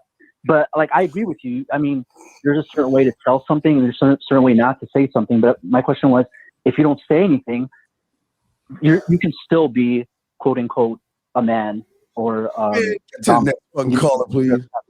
Completely honest. Yeah, I disagree with that. This is the thing. Why are you so scared though? That's what I'm saying. Like, why are you so scared just to tell her what it is? You see what I'm saying? Let me ask you something. It's not I don't think for me it's not about being scared. It's like, let's say you want to set the mood, right? You're gonna put candles on. You're gonna put some music, right? Mm-hmm. Maybe I don't want to do that, but I'm doing that because that's gonna make her comfortable. Mm-hmm. That's not being scared. Oh, see, all right. So you're fucking up. You're fucking up. You stand putting candles on to make her comfortable. You fucking up. Never do that to make a woman comfortable. Do that because you think that's fly. That's right. Because we all know that Miles be throwing rose petals and shit. So it's okay. That's right. I feel like there's certain shit I think is fly, man. I feel you. Yeah. Go ahead, caller. What are you saying? I feel like I'm like if you're comfortable as a man, like who the hell cares if you put candles or not? Like that shit doesn't make me feel uncomfortable. If it makes her feel better, it makes her feel more like comfortable. But that's what I'm saying. What I'm saying. What it sounds like is you're saying, well, should I be honest? Because if I'm honest, she might feel a certain type of way, and that's going to ruin the situation or the mood, or it's going to be some weird going on or whatever it is like that. See, the problem is that honesty should be your entire vibe from the beginning anyway. Okay, look, what I'm asking you is like, okay, let's say you're with a chick for like a couple months, right? You guys go out to a dinner date, right? You guys have been together for a while. And then let's say something's kind of fucked up. And after you guys are going out the door and she goes, oh, how do I look? You're going to fuck up the whole night by saying that shit. Hey, yo, bruh, caller. I need you to grow some fucking balls, bro. I need you to grow some balls. You sound like you're walking on eggshells around women. That's what you sound like. So there's two things going on here. One, you're walking on eggshells when it comes to women because you seem to have a scarcity mentality and a defeatist mentality. You're always afraid of fucking things up with women. Number two, you don't hold on. You don't. I don't know if you have a good grasp on how to express yourself. You have to you have to be comfortable in expressing yourself, because you have some men on this planet who could tell a bitch that she looks fat, but simply because of the respect that they have for this man and what they know of this man, they still won't get angry. They will take it as constructive criticism. Mm-hmm. But another little scared sounding creepy ass dude not you, but a dude that sounds exactly like you though, will say, I think that just kind of makes you look fat. And the bitch will be like, motherfucker, what? Fuck you. And I ain't gotta get dressed up for you and kiss my ass. Yeah. You know what I'm saying? Can I ask you a question? I know what you're saying, and I agree with you, but I feel like that advice is so specific to such a certain guy. No. The bottom line is you need to I think you need to do some work. That's the bottom line. And that's in general for every man. You need to do some type of work. You need to stop being afraid of women, and then you need to learn how to express yourself. Period. Hey, Steve, do me a favor. Zoom in on me for a second. Zoom in on me for a second. I'm gonna show him something real quick. There you go. So you should know. You said at the door she asked you, "How do I look?" You got to be that dude that walks in the bathroom while she's getting ready and look down at her and be like, "You wearing that? No, we're not wearing that. We're just going to Chili's right now. We're just going to Chili's. Put something comfortable on. You look all uptight. Yeah. Like you got to be able to go right where your woman's getting ready. Like she putting the jeans on, and you have to have the ability to look at her and say, "Nah, we're not, baby. Hold up, listen." You talk too much, baby. Listen, we're not doing all that right now, baby. You look nice, and there's gonna be another night for that, but not tonight. So put this on instead. This is what you're wearing tonight. Question. Seriously, can I ask you a question? Go ahead. Okay, I understand what you're saying, but let's say your kid. Let's say she's on her period. Let's say her mom just fucking died. Yo. We gotta hang up on this dude. Bro, I'm done with these fucking scenarios, bro. I'm done with these fucking scenarios. Do some work on yourself. If you understand game, none of these fucking scenarios that you're making up will fuck you. None of them. What? This is real life. That shit happens all the time. But a period and a death, bro. It doesn't matter. It doesn't matter if there's a funeral, a wedding, a bar mitzvah, for graduation, or we're just going to the mailbox. We're just going to the mailbox. You're telling me if a bitch just got her like pussy redone, you're gonna tell her, look, we're gonna fuck. Let's get that motherfucker up. You better find you some chicks. Man, find you a chick you like, bro. Find you a chick you like. You trying to make it work with chicks you don't even like, man. Yo, that cat is creepy. Membership. Is he on any one of our programs? Are you on anyone's program? Answer that question. No. Fuck that. You answer that question, bro. Are you on anyone's program on this panel? Honestly, I just listen to you guys like once. You see what I'm saying with you, brother? You don't have enough balls to even answer a direct question from a man. Are you on anyone's panel? Or are you on anyone's program on this panel? Yes or no? I just said no. Okay, you have some work to do. I'm not going to continue this because I don't want to disrespect you and I don't want to say anything that might hurt your feelings. But what I need you to know is that you have some work to do. Either get on somebody's program or go find a book to inspire you to drop some balls or something, bro. You have to do some work. You have to do some work because based on what you're telling us, is you're telling us that real life scenarios scare you. Real life scenarios with women scare you. Right. You need to do some work so they don't scare you, so you know how to handle yourself. And period. For everybody else out there, I want everybody to know that women, they will set up leadership traps. So this is where they're giving you a scenario in life, and they're gonna see what type of leader you are. They're asking to be led. It's a leadership trap. My OG used to tell me all the time, if a woman wants to be led, they ask you things. They want to be taught things. And if you don't show up, they're going to say, you know what, this guy's not the fucking guy for me. Really? Well, I want to hear you one last time and then we're going to move on. But what's your final question? Go ahead. My question was, let's say your chick just got, let's say her pussy redone or her tits redone. And she goes, man, get this bitch nigga. Get this bitch nigga. Let him go. I want to hear that. Let him go. Go ahead. Seriously. Go ahead. And then she goes, I don't want you to touch me for 3 days because this shit hurts. So you're telling me, because I'm a fucking man, I'm gonna go to her and just be like, motherfucking man. Let me ask you a dumbass question. Did you pay for the tits?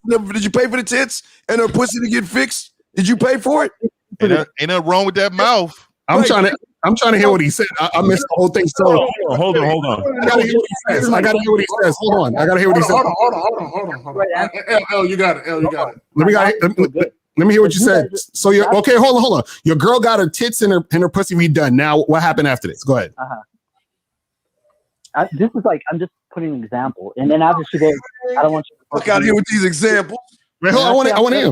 Let's say I'm mad horny. You telling me because I'm a man, I'm just gonna be like, no, bitch, we're fucking today. No, that has nothing to do with the truth. What are you talking about? That's a whole different topic. What are you talking about? For some guys, that's what I'm saying. Like, Cardio, for some guys, they take it that way. Like, because they're stupid. Yo, caller. I'm gonna answer the question for you. When you get on one of our programs, when you get on the Bad Boy Membership, the Man Mindset Championship game, manhood is a skill set or Silverback lifestyle, baby. Hold on, right? we in Silverback here. lifestyle. Once you get on any one of our programs, you will learn that if you're with a woman and she decides to go get some surgery done, she is already going to be planning ahead how she will be able to empty my nutsack. Okay? That means if she got her lips done and she got her titties done and her ass and pussy done, she's going to be bringing in her girlfriend to come suck my dick and fuck me. You understand? And that's real shit. I'm not even playing.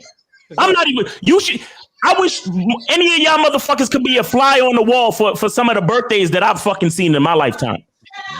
You understand what I'm saying? Because whenever I feel like that's if your woman doesn't have you at the front of her, you just said this is a woman that you've been with for a while. So that means she's supposed to know her man. And if she knows that her pussy and her titties gonna be out of commission, that means she's planning ahead for her man. But like I said, brother, stop talking. Yo, cut this nigga off, man. He's done. I gotta cut him off. Listen, anybody listening to this, once you reach a certain level of game, you have a certain level of understanding. That means your woman see why I always tell you guys to work on yourselves and get in touch with your power, your identity, and your character is so that when you have a handle on your identity, power, and character, you know who has a handle on it too? Your bitch or your bitches. All of these fucking scenarios that you're talking about, they wouldn't matter because if your bitch is on the period, she already knows she's sucking dick tonight. If your bitch is out of commission, she already knows that she's calling a homegirl to come suck your dick. Period. So these things are irrelevant. And it's simply because you're not on anybody's program and you have a lot of work to do. All of your questions are answered right there. Done. Right. Because a lot of times if your chick keep, asking you, hey, do I look fat in this? Do I look fat in this?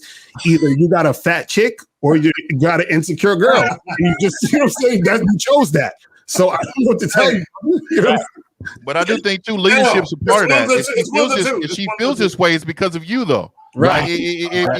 She's supposed to be in the image of you. So if she's feeling this way and she's feeling out of shape or she's feeling away, then man, hey, you got to get her on a program where she's going to feel great about herself. Exactly. So that has to do with some leadership also. Facts. So let's go to your calls real quick. Hey, if you can't go 3 days without fucking, I'm just saying, as a man, you're right. I mean, 3 days. Come on, man. Hey, look, I can't go 2. Look, I ain't never gonna fuck around. If I go 2, I just a night off. You know what I'm saying? Because I'm tripping. 2 days fucking, I got problems. Trust me, man. Trust me. And if I'm doing something I really enjoy in life, hey man, I may forget about fucking. I'm telling you right now. Right, that's what I'm saying. I'm telling you, man. I done had a great motherfucking time. Look, let me tell you something, man. I'm talking about here at the house on vacation. Everybody gone. I'm enjoying me. I'm not tripping. I'm telling you right now, I'm not tripping. But when I do meet up, I'm rearranging some fucking furniture. I'm telling you right now. That's cool. Exactly. If I ain't fucked in 2 or 3 days, my body reacts to it. I'm becoming an asshole. I'm just saying. Zach, and I ain't gonna lie, I'm the same way. But 4-4, what's popping? Who this?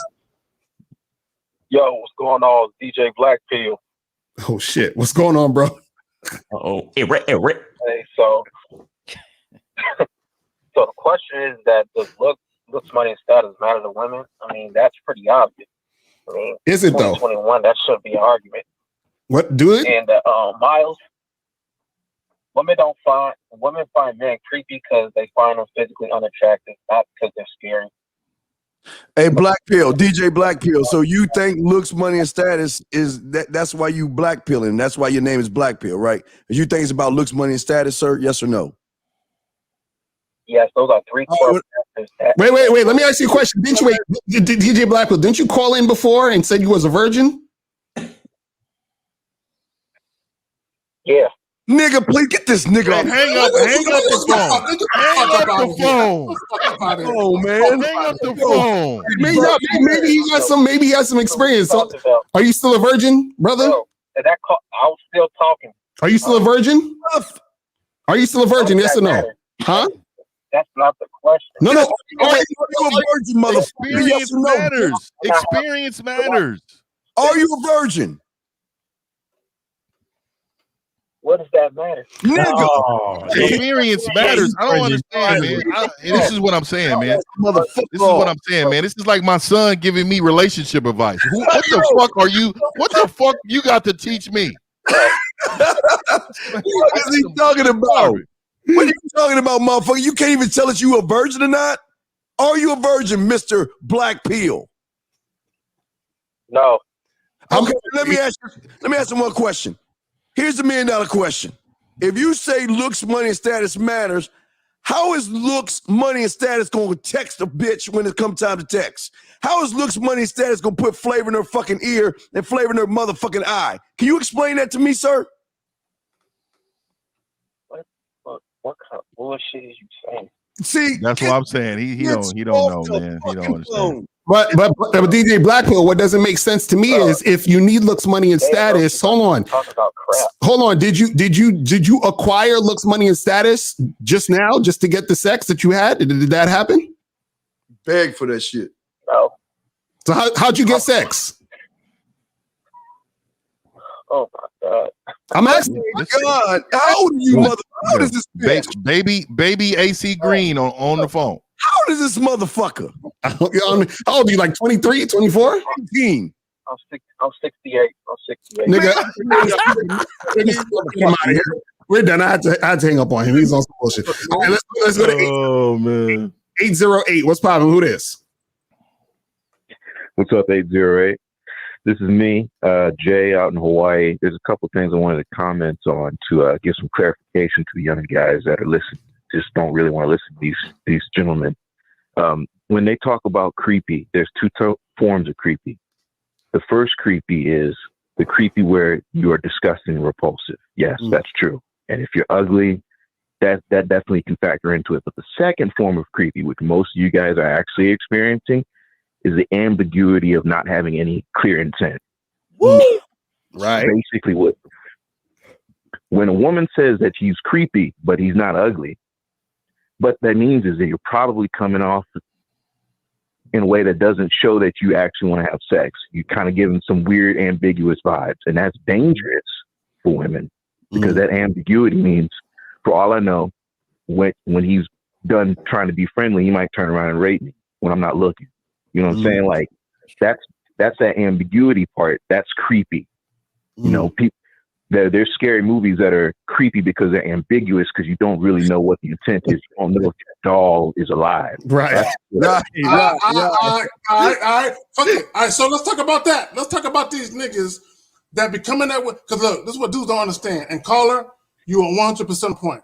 Yes. When you approach strange women, they know you want fucking something. They know you want something. The fuck? And most women, most women are going to assume you want to fuck. So most women, because they've been used to dudes coming at them since they were 12, 13, 14, 15 years old, they sit back in the cut like, I wonder what he going to do different than the last 100 niggas. They're like this. What he going to do different? Okay, that's why I say, and all these dudes, all these esteemed gentlemen, and I know Miles just left, him too. We say, hey, just be honest about what it is you want. Be forthcoming. Don't lie. Don't manipulate. Don't bullshit. And regardless of what you might hear most women say, they do respect and appreciate dudes that are honest. They might reject you though. Yeah. That might happen. Might be her cup of tea. There you go. And it's cool. Look, okay, when I've gotten rejected, I've never taken it personal. And I said recently, when I got rejected, like me and the chick was laughing a couple minutes later. We laughing and making fun of some other motherfuckers. Like, I ain't really feeling you sexually. Then we laughing. You see that motherfucker trying to holler at that bitch? Hand with that. Bitch, yeah. We laughing. Like, it ain't no thing. Okay? Dudes be taking it all personal. It ain't personal. At the end of the day, women will make their decision. And I said earlier, and I think EO talked about his situation, and I kind of brought it on, where he was sitting outside of a bar where a chick just walked up on him and said, I want to fuck you. And EO said basically on the strength of his looks, he got pussy. He have to introduce himself. That does happen. But how frequent is that? It's not frequent. Not frequent. You know what I'm saying? It's for most guys it's rare, and for a lot of guys it's non-existent. Like it would never happen to them. Like they would never fucking experience that shit ever in life. Yeah, just like all guys when they're on the dance floor, you need to simulate fucking to these women. Like let me tell you, man, I had a trip to Vegas, man, and I'm telling you, bro, like I don't say too much to women, but when I get out there with you, I'm not one of these motherfuckers sweating on the dance floor, dude. I'm a two-stepper, but when I touch and grab on you, bitch, you know what I can do to you. You know what I mean? And I'm a big motherfucker, so I'm picking bitches up. Hey, and it's a fast song, and they loving that shit. You know what I mean? Bitches was like, "Oh, you got a room here?" Oh, hey, yes. You know what I mean? Or I'm down the street, because at the end of the day, you are giving them a fantasy in their head, an emotion, a feeling, and they know, okay, this motherfucker's about to hit the bottom of this motherfucker. You know what I mean? This is what I'm telling men need to understand their strengths and their weaknesses.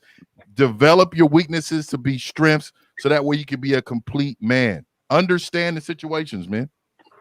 Akeem, you said something though. May I make another comment? Yeah, go ahead, real quick. Then we got to go to the next call, but go ahead. Yeah. This last one, and then I'm gonna hang it up. I think there's a compound problem that the manosphere is dealing with.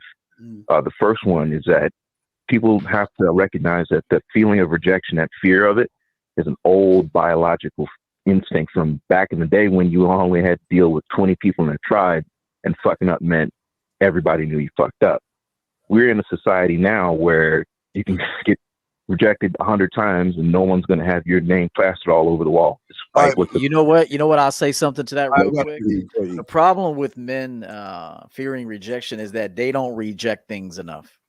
See, if you're a person that has standards and you can say no, you could say no on this, yes on this, never on that, maybe in 6 weeks, holler back. like if you can start being choosy, then you understand that it's okay to remove something, and it's okay to invite something. And because men don't do that, they see reject. I don't even look at it as rejection. When people talk about rejection, I've been rejected 1,000 times. Like, nah, I don't even think about it like that. I think about it, I like what I like, and I know what I don't like, and I won't thrive with this woman or in this situation, but I know I'll thrive in this situation. How do you do that? Well, from experience. Right. But you got to stop looking at it as rejection and actually stop waiting to be rejected and start rejecting.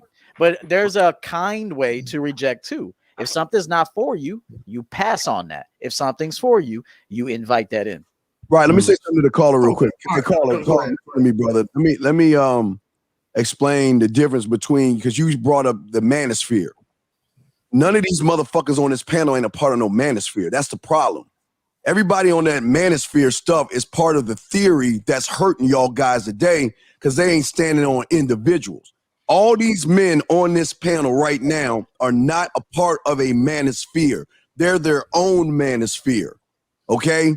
So when you're saying that the problem with the manosphere, that shit is none of our business, because what them motherfuckers are teaching you is ain't motherfucking game. There's a lot of bitching, a lot of whining, and a lot of feminine shit going on in that shit. As men. We are not part of no manosphere. We were before that manosphere shit came up, and we're gonna be after that manosphere shit came up. So y'all gotta make a decision. Do you want to learn from real motherfuckers, or do you want to be a part of a group of individuals having cuddle parties all day, brother? All right, let me say this. After all this shit, I'm gonna drop a video, and I'm gonna make a lot of motherfuckers mad at me, and I'm gonna talk about this pair bonding shit that people keep talking about. And I'm gonna prove to all y'all motherfuckers that come from single mother households how y'all mothers ain't shit. Now, I'm not saying your mothers ain't shit, but if you use the pair bonding narrative, I'm about to prove to you that your own mother ain't shit. If you use that, okay. No, but I'm talking about that later. Like I'm gonna do that shit later. But my intent is to offend as much motherfuckers as I can. That's what I want to do. So, yo, appreciate the caller. Appreciate it. All right. So what I want to do, that pair bonding shit, keep that shit out your mouth. And I'm about to prove to you that a lot of you motherfuckers is sensitive. Now, on that note, caller, get your game out, fam. You got it. All right, there. All right. All right. So cool. Let's go to 480. 480. What's popping? Who this? What's going on? Hey, what's going on, man? This is 𝐒𝐍𝐓. What up? Hey, so I just got a question for, everybody's on the panel right now. Mm. When it comes to talking to a girl and trying to figure out if she's going to follow your lead or whatever, would you ask if she's a feminist? What? First of all, why you asking? See, oh my God, hold on, let me say something. See, what y'all got to understand is the problem happens because of your actions. What you're doing from the beginning is the reason why she's not going to follow you. You understand what I'm saying? So you have to listen. Okay, I get that. That's what. So what I'm saying is you got to forget about asking her she's a feminist. You have to first, as a man, stand on what you're trying to do and find women who's going to follow that. So it doesn't matter if she's a feminist or not. If she's a feminist, if she's not a feminist, if she's going to follow, she's going to follow. You understand? Because I'm leading. You understand what I'm saying? That's it. This is what those manosphere motherfuckers teach y'all guys. You talking about worried about she gonna follow your lead? Like I think EO or one of these motherfuckers said that. Look, she either gonna follow it or fuck her. Bottom line, fuck. I don't need to think about if she gonna follow it. She's either gonna fucking follow it or I'm fucking gone. This is why y'all gotta stop listening to all this theory shit because they got you using words like feminist, man. That's women shit, dog. Why the fuck you give a fuck what she doing, dog? Go ahead. It's not because I think about her, care what she's doing. Like I said, it was just a brought it up. I was going to ask you guys to see what your opinion on it is. Fuck our opinion. It's not about our fucking opinion. It's about your goddamn opinion that needs to be changed. That's the problem. You worry about what the fuck we think instead of fucking worry about what you need to think, man. Because you listen to all that manosphere shit. You listen to all these theory-based motherfuckers stewing your head up with fucking feminists. Man, I never heard any of these motherfuckers use that goddamn word. Ever. Ever. Hey, I said this about a week ago, I think. I said, you can fuck the trauma out of a woman. And the truth be told, if you're a masculine man that ain't even worried about what the fuck she is, you can fuck the feminist out her ass too. Facts. God damn. No, what I'm trying to say is I understand everything. 19, you like that, don't you, 19? That's some funny shit, though. You want to deal with the bullshit. Why not just take that up front so you don't have to worry about it. You just talk to the game. Wait. Say that again, caller. My thing is, what I'm trying to say is, if you answer that up front, you can already kind of eliminate the bullshit because she'd be like, "Yeah, nah, man, creepy, man. You don't even feminist. You don't even need to ask them type of questions. You missing the point. Like I'm gonna tell you right now, feminists would never exist in my world because I don't care about them. Right? That's something I can care less about. In my program, they wouldn't survive, so it wouldn't matter anyway if she's not going to follow directions. If she cannot be instructed to do the right thing that I want her to do, then she's not going to make it. I don't need to ask her about her being feminine. I'm going to know when I'm telling her something to do and she's resistant. Like if she's resistant to me, like there's going to be some resistance when it comes to like a certain type of energy she's never felt. So initially, I will try to break her down and build her back up at that point. But if she's not willing to do that, okay, have a great life. Look, y'all men are too concerned with losing in the moment. That's right. I play for the future, the long game. Thank you. I'm the long game guy, the guy who knows in the future what the fuck I want. So it don't matter what she wants. Straight up. Hey, instead of talking so much and asking so many questions, why don't you grab a piece of paper and tell her to throw it away for you? There you go. Right. I mean that little thing right there, and although it's funny because it's true, it's not asking so many questions and just be like, hey, can you fill this up for me real quick? I need some help. Or throw this rapper away from me real quick. It could be simple as hell. Don't say it like an asshole because she's gonna reject you because you're being an asshole. Just be like, hey baby, throw this away from me real quick, and just watch how she does things. Yeah. Because caller, what you have to understand is this. Think about it like this. Does the owner of Walmart go walking down the street asking people, do they want to work at Walmart? No. Right. So what happens is Walmart already has their shit in place. And when people enter with the Walmart situation, right, they say, this is what it is. And if you want to fuck with this company, this is what you have to do. So that's all you need to tell a chick is, yo, what's up? This is who the fuck I am. If you want to fuck with me, this is what you have to do. I don't care if you're a feminist or not, because you could be a feminist, but when you come into me, that feminist shit go out the window. If you want to fuck with me, that's it. Yeah. You see what I'm saying? That's all you got to understand. And she could go do some sidebar feminist shit with her friends if she wants to. Just don't bring that shit around us. Right. So like, truth be told, a woman could still be a feminist outside of you. She can go to the job and talk about that shit with her friends. But as long as you don't bring that to us, we don't give a fuck. Give a fuck at all. I like that E too, because I one of my big things was always like, if I'm in a place of an environment, if I'm in an environment of food, I need for my woman to ask me, hey, you want me to make you a plate? Right. Do you need something? Because she understands that is what I'm about. I'm all about driving. When you get in the car, like, I don't want to be picked up. I'm driving this vehicle because I'm in control. It's just the little things. I'm in control, motherfucker. And then another thing is it's the little things that women look when you order. Like, I'm ordering for you, and this is my program, and this is the reason why I do things is because I need everything to go through fucking me. Mm-hmm. So at the end of the day, if this shit fails, then I can say, you know what, that's on fucking me.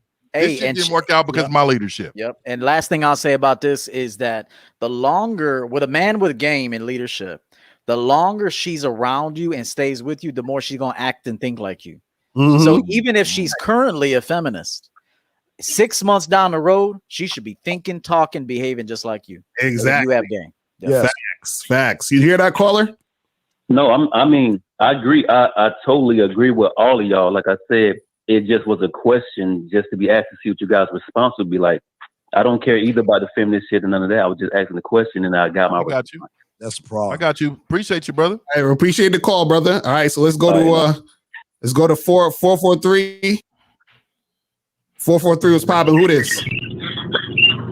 Hey, what's going on? It's your boy Ma, man. What up? Good evening, fellas.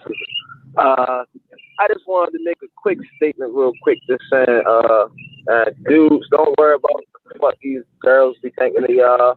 You know what I mean? Stand on your square, because just for a quick example, like, I'm currently in a new relationship right now. I've never been the type of guy to, like, have a trial relationship, but I met my bitch about a year ago, you know what I mean? I vetted it out about a year.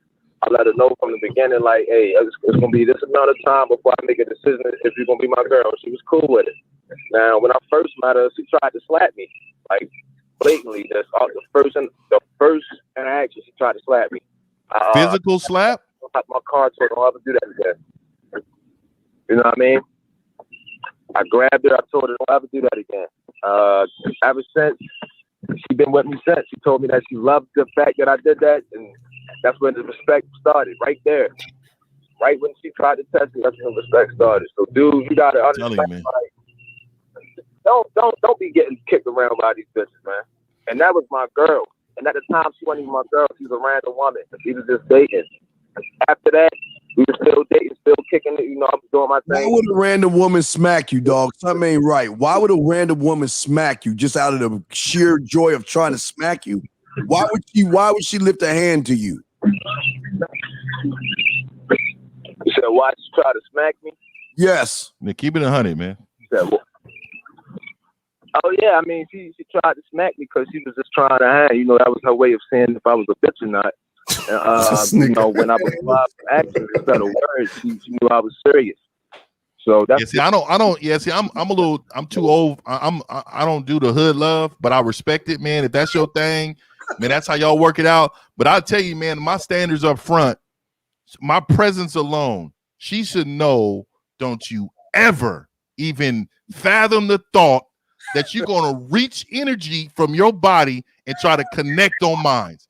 Because if you do, that is a fucking problem. And you know what I mean? That's something wrong with her mindset. There's some trauma there. And I don't deal with trauma, man. Like I don't want a woman challenging me. It's so not fit. Like challenge me femininely. You don't challenge me masculinely. I can't do that. You know what I mean? But hey, man, hood love's one thing, man. Y'all do your thing, man. No. Straight up though, and I agree with you, man. I just wanted to just make one more statement. You understand it? Like I was saying, you know, some women they do that. Like her last guys or whoever she might have been dating, that might have been how she picked them apart. You know, like I said, after that, I explained to him I would do that again. You know what I mean? She just fell. I've never had that happen. And ever since we've been dating, right? She was dating other guys. She was finessing guys, like getting $500, $600 from these niggas, spending it to come visit me, treating me on dates, paying for hotels while she was dating me. Like I said, I'm already up on game. I just try to educate these guys. You know what I mean? I commend y'all on what y'all saying because y'all like the goddamn gods of this shit, man. You know what I mean? It's like 5 of y'all. Y'all like the goddamn presidents. And you know how they got the heads and shit, the Lincoln, the George Washington, all that statue shit. That's y'all 5 guys, man. So like I said, man, and I respect that, brother. And I just want to say for the future men, for men out there, not just you, have a standard for a woman initially, man. Like just like really understand that a woman can change your life in the worst way with the authorities in so many different avenues if she's not in a good mind space to even be in a relationship. You know, it's like I think sometimes like when I was young and I was challenged, my leadership was challenged then. It was real challenge. Like I was a gunner. Like there was no way a woman's putting their hands on me. But as an older man, even if I seen a little body language that's wrong, if the way you deal with your anger is wrong, like that type of shit, I need to address right away. And because that shit can manifest if we have kids together. Like if we have kids together, what is it that you're going to teach our kids, or how are you going to display anger in a time that you feel disrespected? These type of things are so huge, man. And we need to tell these youngsters, man, do not tolerate anybody putting their hands on you, man. That's a level of respect that as a man that we cannot tolerate, man, because at the end of the day, the Sharks has always told me, not Dolphins, the Sharks. They've always said this. A woman that don't want to disappoint you won't. And the ones that will, they will do it. So if you allow this shit to happen, I'm telling you right now, it's going to happen in the future. Even if you addressed it, even if you said, hey, don't ever, there's a certain level of disrespect. There's a disrespect of she closed her eyes and closed her ears. That's immature disrespect.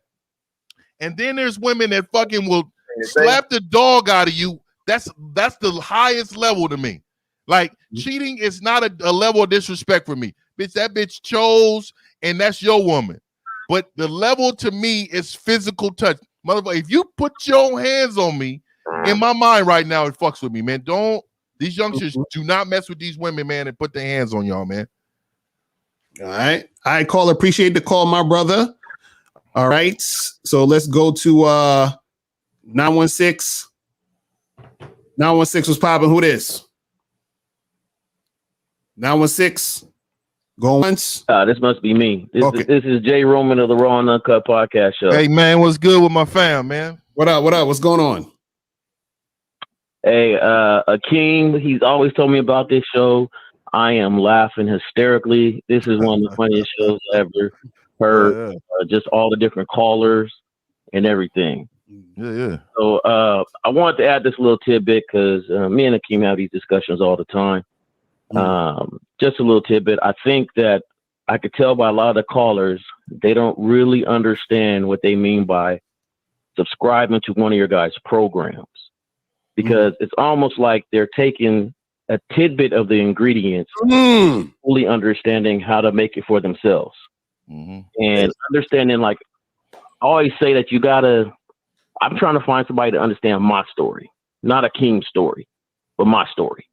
So we're going to be different, but the results are still going to be the same. And I'm going to cook my ingredients a little bit different, but the cake is going to be made for me. And I think that a lot of these people who call in, they take in these advice because they're not really registering to the program and understanding that.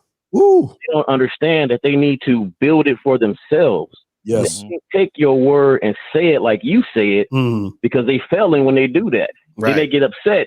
And when that one caller was calling about, it just cracked me up when he said, you know, if your woman asks if this looks fat, does it make me look fat? Right. If of course you might not be able to say it like I can say it, because I can say it because I groomed my lifestyle to say it like that. I can say, yeah, that looks fat. You need to change. Right. Yeah. Right. Right. It just ain't cool. Yeah. He may not be able to say it like that. And I think that's where the program, and I like what you talked about the manosphere and understanding that it's not a cookie cutter game thing. Right. You got to apply your game for yourself and your style. And I think that's what each and every one of y'all guys program is. You're taking it and you saying, okay, this might not work for me this way, but let me give you some of the game that'll work for you in your way. Right. Yes. Now that's some real talk, brother. That's Real ass shit. Real talk, man. We appreciate the call. Yeah, I appreciate you, brother. Much love, man. Respect. Yeah. Appreciate it, brother. All right. So let's go to 617. 617, what's popping? Who this? What's going on? What up? It's Jibby. What's going on, Jibby? So I have a question. So I'm with a group of friends, right? And among the group of friends, they have, we have outside friends, and some of them are females or whatever. But this one particular female friend of theirs that's always around us, she comes up real disrespectful with the jokes, and you know what I mean, just saying out of pocket shit towards me mainly. I was trying to figure out, should I check her? Like, should I I didn't want to seem like I'm like I'm the angry like the dude who's gonna go off all the time. Like, sir, I don't want to. Sir, you doing anything right now is gonna be based off emotional, because you didn't check that bitch at the door when she checked your respect the first time.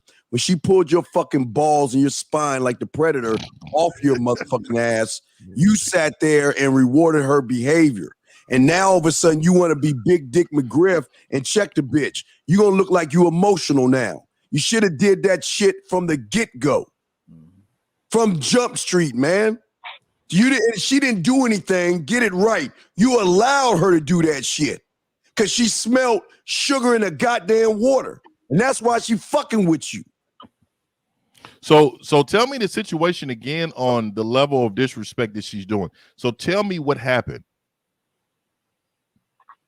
So we be like doing like game night or whatever. Game night. She'll just make little comments. She'll make she'll be making like little comments like, oh, what are the comments? Whatever, or she'll crack on my appearance. So I was just sometimes I'll crack back on her, but because she's, I guess, the guy thinks she's cute or whatever, her jokes hit harder because they all. Hold on. This is not your woman? Nah, this is not your woman? He said it's some chick in his social circle. Hold on. Okay. So yeah. So let me just say this, bro. As a man has principles. And in those principles, there are likes and dislikes. And those likes and dislikes, if you already felt a way about how she delivered that to you, I'm not saying that you got to say, hold on, bitch. Don't look. You could pull it aside. If other people are around, sometimes it's the way you carry yourself. Hey, look here. I don't know what you got going on. Maybe this is your way of saying you like me, so we can talk grown up like with each other right now instead of, getting back and forth at each other. I don't do that game. But at the end of the day, man, You got to live by principles. You cannot leave a place feeling a way. We're instinct. We're instinctive. Yeah. Women are emotional. I look in that moment. My instinct is to say, hold on, who the fuck are you talking to? That's who I am. Because as a silverback, that bitch need to know, and every motherfucker in this room needs to know how to address me. I'm from a space where we go from the shoulders, men, straight up. If you got something to say to me, what the fuck's up? And this woman, I will dog this bitch verbally for her to understand that you don't ever disrespect me in this moment. Because now she's going to say, whoa. I didn't know it was this serious. I will bet you she'll never say it again. Yeah. In 1950, there's another point I want to make. You guys need to be choosy which environments and what situations you put yourself in. Like, did you really want to go play games with these bitches, bro? No, I mean that. No, I really do mean that. A man has to know. A man has to know like what he wants to be part of and what he doesn't. And the main reason why you'll put your little shoes on and put your little jacket on and put your little happy coat on and go to this party is because you're afraid of disappointing this broad. As a matter of fact, you'll be turning her on when you say, nah, I ain't doing all that. You can go with your friend and play that little game thing and hit me up afterwards. So you got to be that dude that knows like, man, I ain't going to do that silly ass shit. I got other things to do. I'm not doing that silly shit. Okay. So remember, if you're going to do silly shit with silly people, there's going to be some silly ass comments. Well, yeah. Let me ask you a question. Does your game night consist of everybody putting their keys in a bowl? And then after y'all get done hanging out, the women grab their men's keys and whoever they grab the key with, they go upstairs and fuck? Or are you talking about y'all play Pictionary and shit? What game night are you talking about? Just it could be fucking just regular games. So you hanging out with the food then, right? Y'all just hide and go get the sim. That's what they playing. Exactly. Hide and go get the sim. Playing the game with a bunch of bitches like that. Hey, and here's the other thing. Here's the other thing. Where was the game at your house or was it elsewhere? That's another thing. It's like, hey, if you're in your domain, then you can kick a motherfucker out right there. Hey, the party's over. Everybody get the fuck out of here. So and I mean that. So remember, if you go to someone else's domain and you're doing what they want to do, and that's not what you want to do, you're rejecting yourself right now.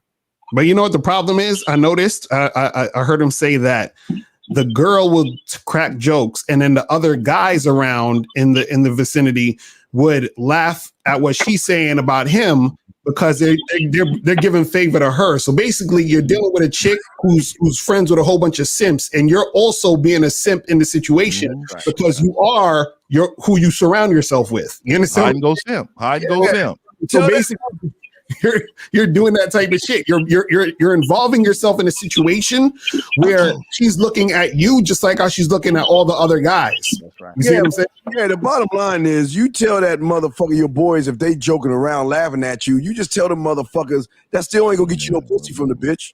Y'all can laugh all you want, you still ain't gonna get no pussy. Y'all can laugh at all the ass jokes.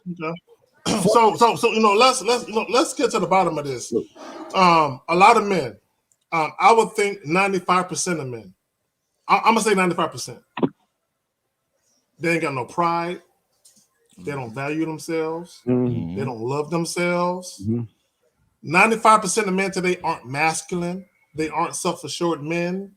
They know nothing about fucking transparency. Nothing about being authentic.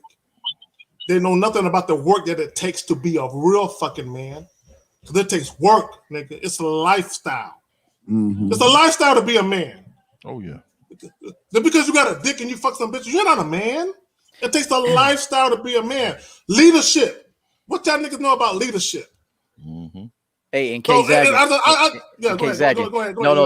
your point, why would a dude even choose to be around a chick that even be hanging with simps like that? Exactly. Like why are you interested in her? Like it begins and ends with the man. So all of this you brought on yourself.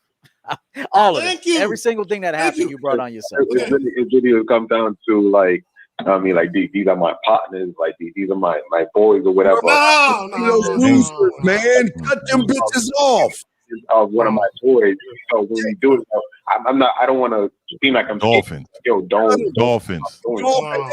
Dolphins. They are getting some new friends, bro. They are dolphins, bro. We need to get you some new friends because if the six of us were hanging out, we ain't thinking like that. We're not talking like that. We're not disrespecting each other. As a matter of fact, we're elevating each other. We're taking good care of you. I got Steve's favorite drink, Lucario's favorite drink, 19 everybody's favorite drink.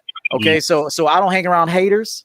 So why would you be around people like that? You're responsible for your crew, 100%. You're responsible for your crew. You are. Facts. That's facts. It's facts. It's facts. Look, and if you look at like caller, think about this. When people judge you, they're gonna judge you based on your friends. Like if you pick your 5 closest friends, you are a percentage of them. You are a percentage of them. You are. So if your 5 closest friends are whack, that means you whack. Whack as fuck. That means you whack. Right. Bro, it's just that's the fact. That's not my opinion. It's a fact. Because look. If I have 5 close friends and they wanted to do street shit, they wanted to deal drugs and kill niggas and kidnap motherfuckers, I'm gonna say I can't do that. I can't fuck with that niggas no more because I value my freedom. Yeah. And I have other ways to get paid that's legal where I can still prosper. So I'm gonna look at them and be like, I can't fuck with y'all. If I fuck with them, that means I think like them. That means my mindset is little. That means I can only see but so far. But because I said fuck them friends, I see a wider, broader prospect of how I'm gonna like to be. I get rid of them. Yeah. So the friends, look, and let me say this real quick, and I'm gonna give it to y'all. This is why when dudes say, "Oh, pussy's easy," I fuck chicks on the first night. It ain't nothing. This is why they get mad when we talk about it because they can't see it because they can't do that, and none of their friends can do that. So to them, it's a false narrative. Oh, there's no way you can have sex with a woman, an attractive woman, the first night you meet her, and you don't present no money or you don't present no opportunity for her where you can spend money. There's no way that can happen. The reason why they think that is because they never done that and their friends can't do that. All right, so I ain't playing game night. Yeah, so we got a few more. So caller, appreciate the call. We got 2 more calls, and then let's go to 313 and 412. 313, what's going on? Hey, what's going on, fellas? What up? What's up, bro? Yeah, okay. I just want to make sure you guys can hear me. Just want to, give love and show love to all the panel, the whole panel. But I just have a question though. So I was in a situation. I got a girl, and we chilling, just chilling, watching movies or whatever, eating, and she her phone rings, right? So then she ignores the call. So I'm like, okay, cool, whatever. So then I said, hey, what's going on? Who is that? Who hit you up on your phone? And she's like, oh, it's just a friend. So I said, oh, okay, cool. So she tried to, change the subject, go to something else. But then I said, you said a friend. What friend? What friend is calling you at midnight or whatever time it was? Who's just hitting you up? And she's like, oh, a friend from it's a friend of mine from another. Yeah, I gotta go first, man.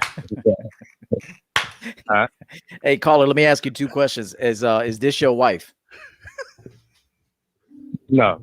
Is she campaigning to be your wife? Oh, shit. Campaigning to be my wife? I mean, meaning actively earning her way up the ladder to hopefully one day get the spot of being your wife. Oh, is she doing it? She is doing it? Yeah. Yes. No, she ain't. Yeah.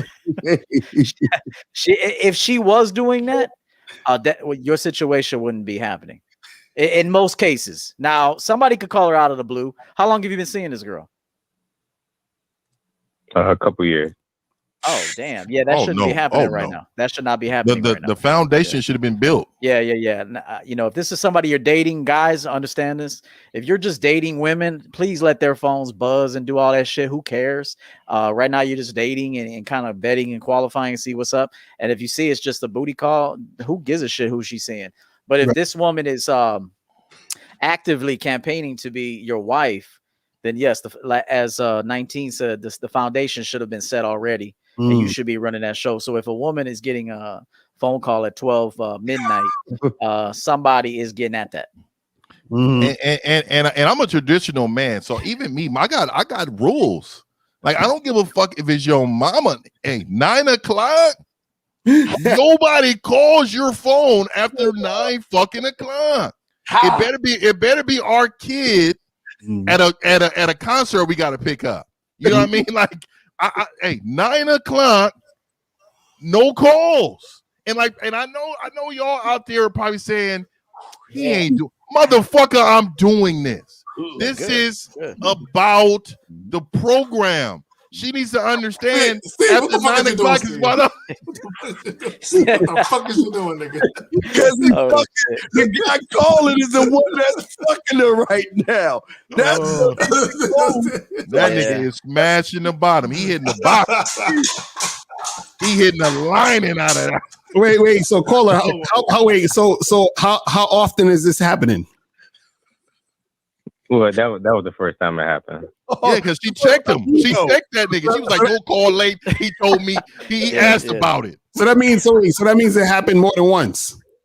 I only know about it once. She's never been in a situation like that in front of me. That's crazy.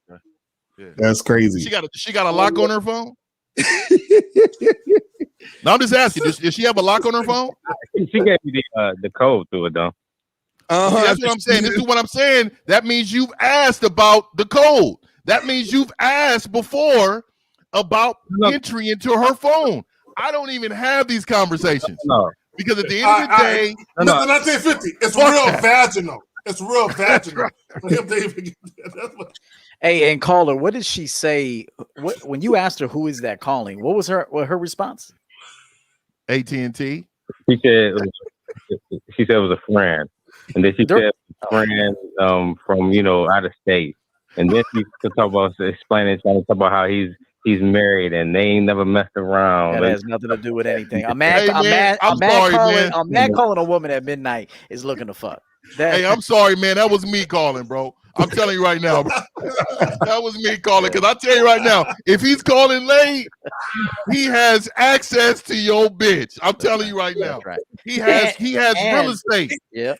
And she don't fear losing you. Right. Because if she feared losing you, even if she tried to get a sneaky little fuck in, she would have schooled him how to do it. She would have told him how to do it.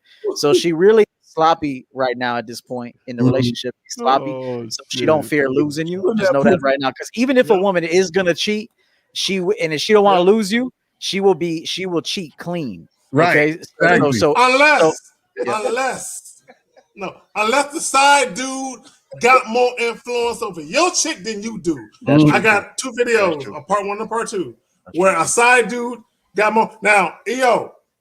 Now, I did a video real quick, and I'm gonna leave it to y'all. I did a video, and I think you might remember it, where I'm talking about how sexual attraction is not a faucet, and I used EO's account of a situation with a hairdresser. Remember that, EO? Yes. A married hairdresser. Yeah, she got rid of me. Yes, she wanted to fuck. Yes. Yeah, I'll tell that quick story if you don't mind. I'll make it real fast. No, go ahead. I needed a new. At the time, I had longer hair, so I was going to a salon, and this new young girl was cutting my hair. And I'm a man all the time, like even 19 says this, we're men all the time, not just at 6 o'clock, not all the time. So when she asked me questions about my life, I told her, I was like, I fuck all kinds of women. I do my thing. I work, I hustle, and then I got a rotation of women. So tonight I got this woman. I would tell her, like, she was like, which women you seeing tonight? I'm like, well, I'm undecided at this point, like that kind of dialogue.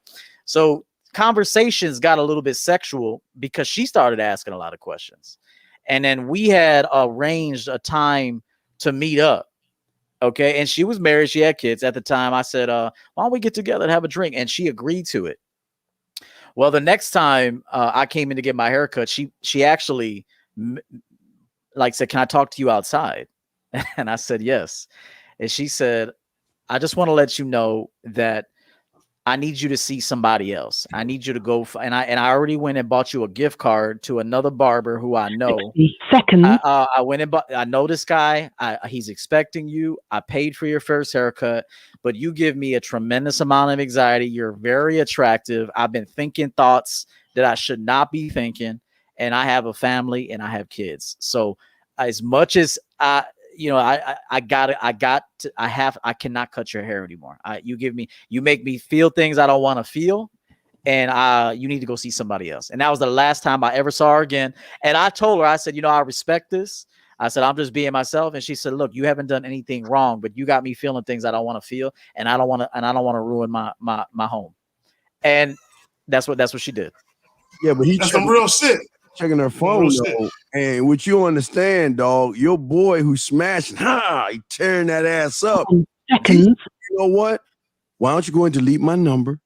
I'll get Google Voice or I'll get WhatsApp and we'll just talk on the back end. I didn't mean to disturb you. I thought that he was on vacation. I thought he was out of town, baby girl. I'm sorry. We go hook it up. Yeah, some dudes just be like, man, fuck that nigga. Anyway, I'm calling regardless. Right. That's this is my bit. He could have been drunk. That's my bit. I've done that. You know what I mean? I've done that. Man, we all done that. I've done that. Like you know what? Fuck that motherfucker. And I hope he picks up. Right. Yeah. And a lot of that is game too. They're trying to cause a disruption so y'all could get in a fight and then he can fuck her the next day. You know what I'm saying? So a lot. That's true. Yeah. That's true, EO. Right. So caller, take all that information and you gotta, fix the situation, brother, man. We appreciate the call. So I will leave her right now, man. Right. She broke the rule. We're gonna get That's right. Leave her right now, man. The rules is broken. Contract is quick before we head about it. 412 was good. 412 was good. Hi, Mr. Lucario. I donated before. Jesus Christ. We giving you 5 minutes. Go ahead, bro. We gotta go. What's going on? Yeah, I'm on your membership. So I challenge you guys to make a dating program for Asian men. I've been saying this for the last time. Hey, man. Hey, man, I don't mean to laugh at you, man, but I always say, man, race has zero to do with women. Like I don't even for your male principles, men are men. There's two people in this world. There's men and then there's women. Sir, that's it. 1950. I want to address you on that. What? I want to address you on that. And okay, let me hear you, man. Let me hear you, man. Yeah, so when whites and blacks have problems about race, that's real, and when us Asians do, it's not real. No, I mean what I'm saying to you, man, it's not about. See, you have to understand. Even when we're talking about race, when it comes to the real world, when it comes to reality of things that goes on, I'm not saying that doesn't exist. I'm talking about man and woman's connection. It has zero to do with race. If the man is in charge, if the man is on his shit, he can get a hold of any race woman from here to Mars. So this is what I'm saying to you, man. Don't like right now. You're a victim. Right now, you are playing a victim role, and that is vaginal. Women play victims, and when you say things like, "Oh, well, we need to do something for Asians," what I'm trying to tell you is, let me tell you something. I know some cold Asians. I grew up with Laotians in the hood, and when I tell you that they talk to every woman that I did, they done knock down the same probably women. Like, dude, it does not matter. That's what I'm trying to tell you. It's as long as your game is tight. I'm telling you guys, it's true. Okay, it's true that. Okay, check out Professor Sam Richards' YouTube channel. Professor Sam Richards. Okay, he's a professor at PSU, Penn State University. He has classes about proving Asian men have to be like double standard against other. Fuck, you know how many standards these motherfuckers on this panel got? The fuck you talking about? Man, even in China though, like if you think about it, China and like the women outnumber the men. Are you telling me there's problems? They're fucking in China, Sushi. I'm not fucking Chinese women, Steve. I'm fucking white women. I don't care. So that's what it is. So that's what it is. Throw that You wanna fuck white women. You see that attitude, Sushi? If you had that fucking attitude 25 hours a day, 8 days a week, and even on Sunday, maybe you'll get some white to boot that. Right. But you all, hey guys, I'm Sushi. You made me. I had no choice. You made me. So no, this is what it is. No, this is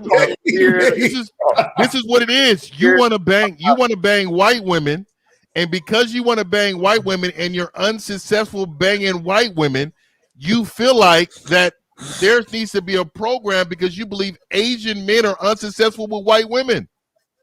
They're fucking in Asia, Sushi. I know, it's true. Asian men are fucking white women. Hold on. Yeah,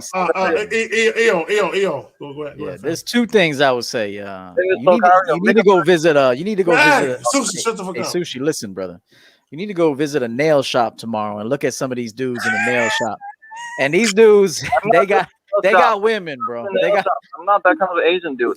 Okay, well, you might need to become that kind of Asian dude for a minute. Just they got bitches. Yeah, because go to these. They got jewelry on. They telling these bitches what to do. Like, hey, we got pedicure on that side. Go take care of that shit. And I ain't fucking around when I say that. These Asian dudes at the nail salon be got game. But the second thing. Hey, hold up. The second thing I would say is, and I said this last week, and you need to sound more Western then. You need to change the tone and the rhythm, the sound to your voice.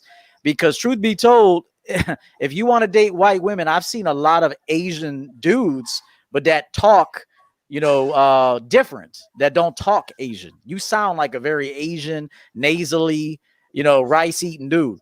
And you need to sound, and I'm not even trying to be funny. I'm being serious. Like if you want to date white women with the chopsticks, with the chopsticks. Right. So you need to change your image. You need to change your image and change your voice up a little bit. And I think you'll be able to better holler at women. But you need to go watch these dudes in the nail shop and watch these dudes in the nail shop for about a week. He said. Yeah, you see, hey, I heard you. I knew that, and I signed up for acting classes on speech and speak voice. That's real good. One thing, though, I don't sound Asian. Okay, I've been told many times I sound like an American. Well, you sound Asian, bro. There's Asian Americans. No, you sound Asian, bro. Having a lot of sex in China, Sushi. Hey, man, let me tell you something. I will be proud of wherever I got going on, man. Let me tell you something. Even if I stuttered, I would be a stuttering motherfucking pimp. Listen, I'm saying right now. I love it. Yes. Let me tell Sushi something. Last night, me and April went out to dinner, right?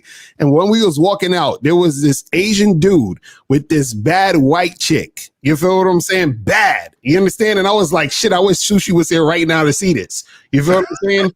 And bro, this happens all the time, but you ain't seeing it because you ain't really out there like that, man. Sushi, Hong Kong, they fucking Beijing, and they fucking Sushi. One thing, right?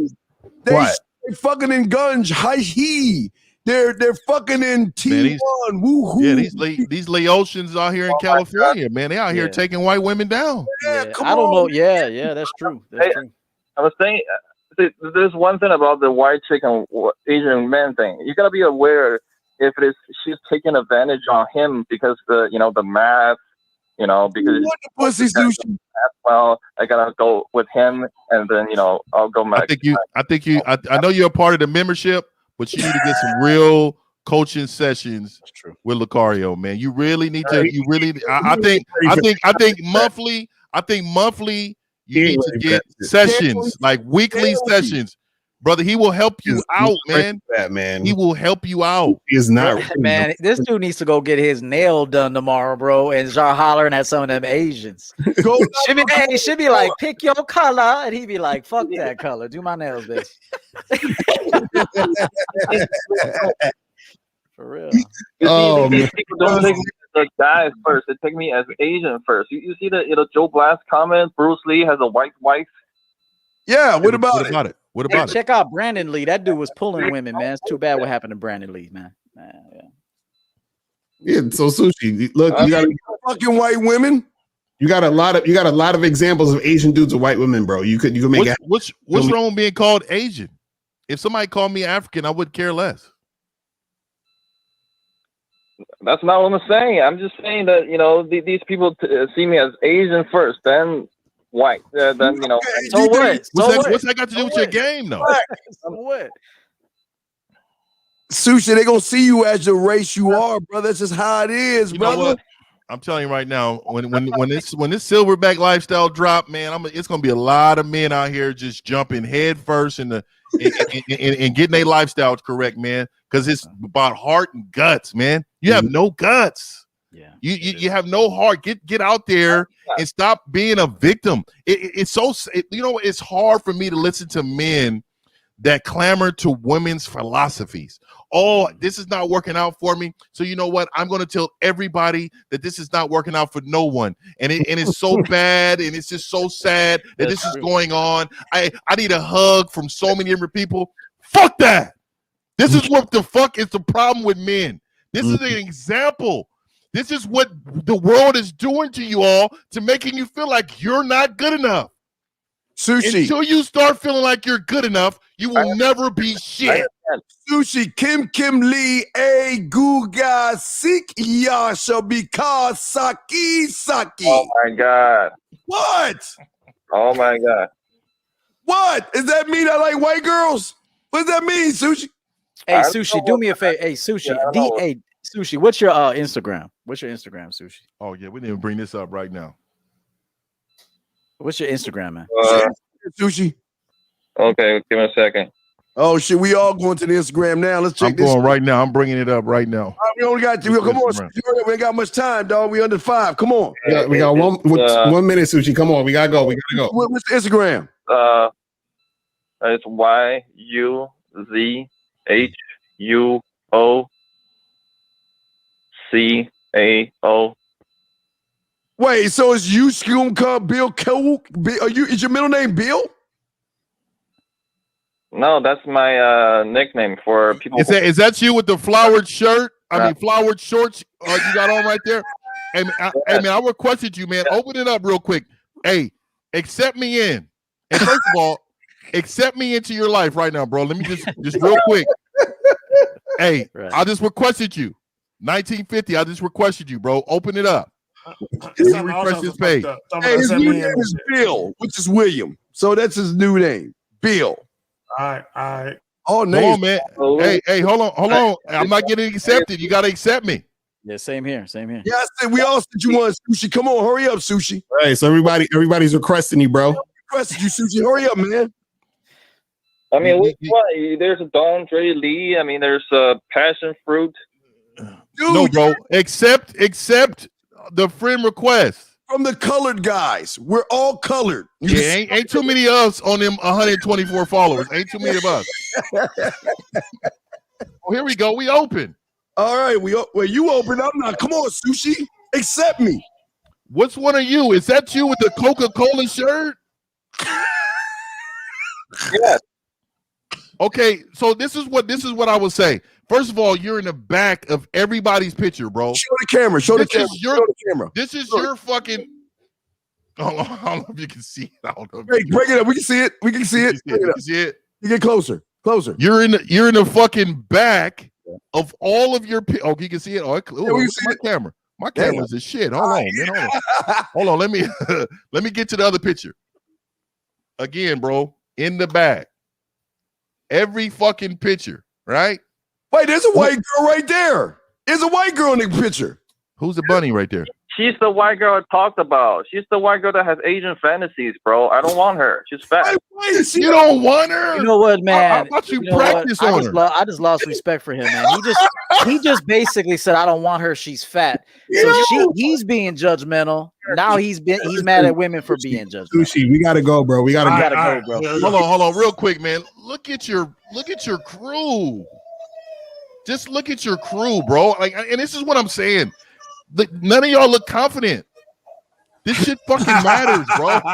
That shit fucking matters, bro. We gonna holler at you later, bro. I hang up on his ass. All right. I gotta unfollow my man, dude. I can't have this going on my timeline. Unfollow. All right, Lakar, we know you gotta go, big dog. So I gotta run too. I'm hollering, y'all. Run too. All right, Hey, yo, you got to bounce to, fam? Yeah, I got to coach a guy actually in a little bit. So last all right, night. so we got to finish the last 3 clips. So we'll finish it up. But E, tell them about yourself real quick before we go, man. Yeah, man. You know what? I got a few minutes. Let's go another 10. A few clips. All right, I'm gonna hurry up. Let me grab these because we're gonna round this shit up. We got 3 more clips. Here we go. Here's a third. So we're still not clear on.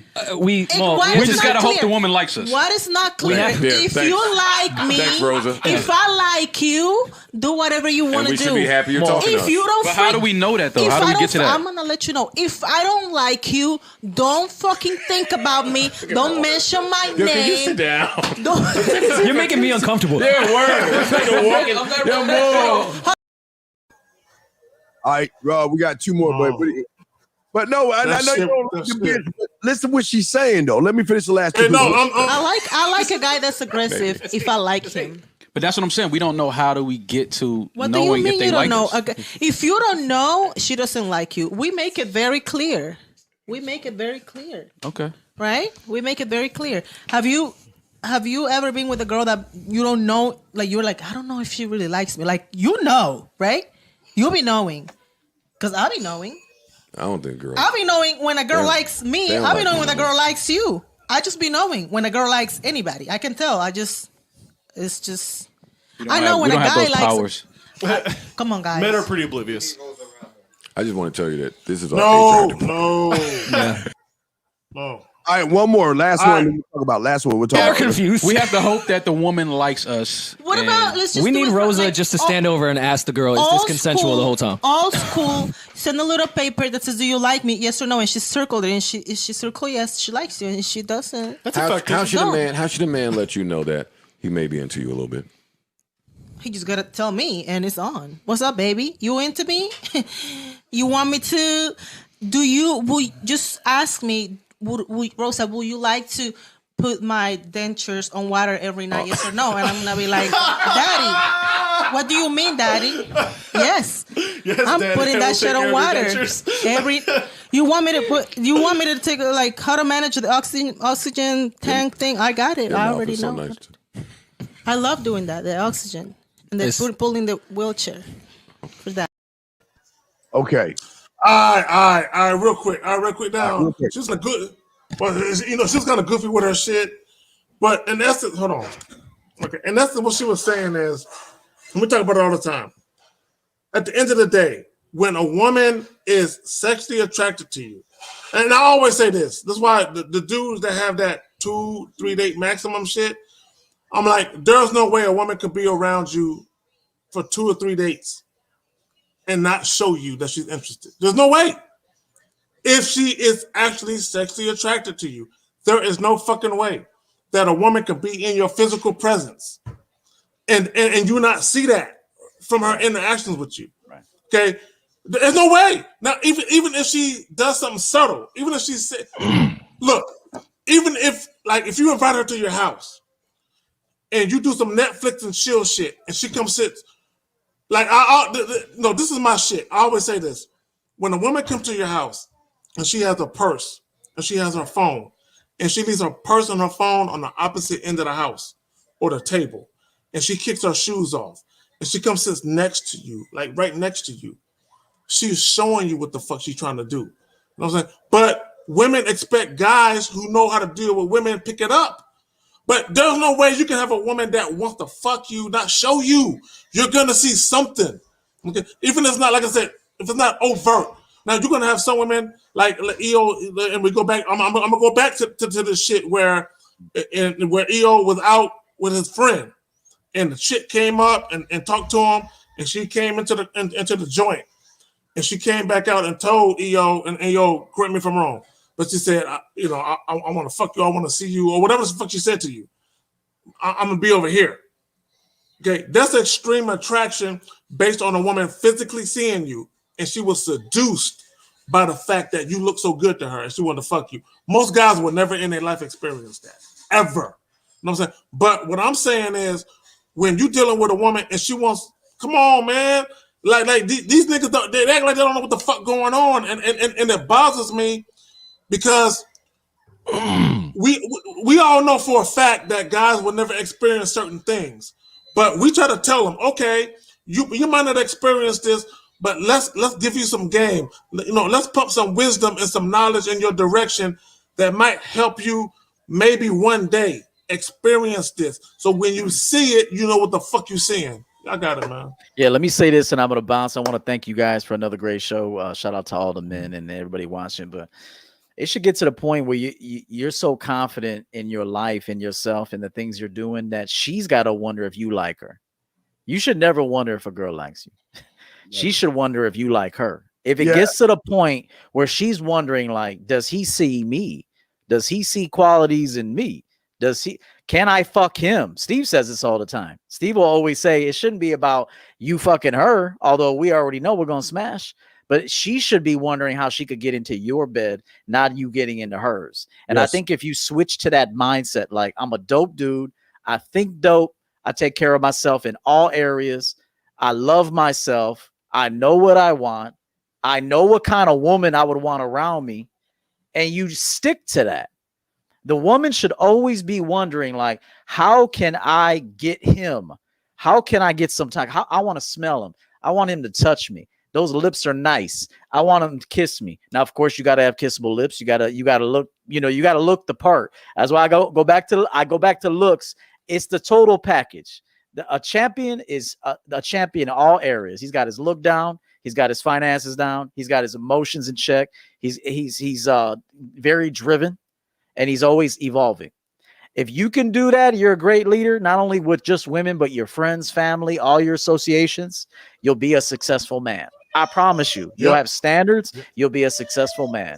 So if you can get to the point where the woman is thinking, how can I get him? Why doesn't he look at me? Why he looked at me, but then he went on with his business. Like, go to a bar, if you like to drink, you want to go to a bar, go up to the bar, get set up, and just be cool. Just be cool, man. Smell good, look good, get your drink down, have a good time, watch the game, talk to people around you. If you see her, say hello.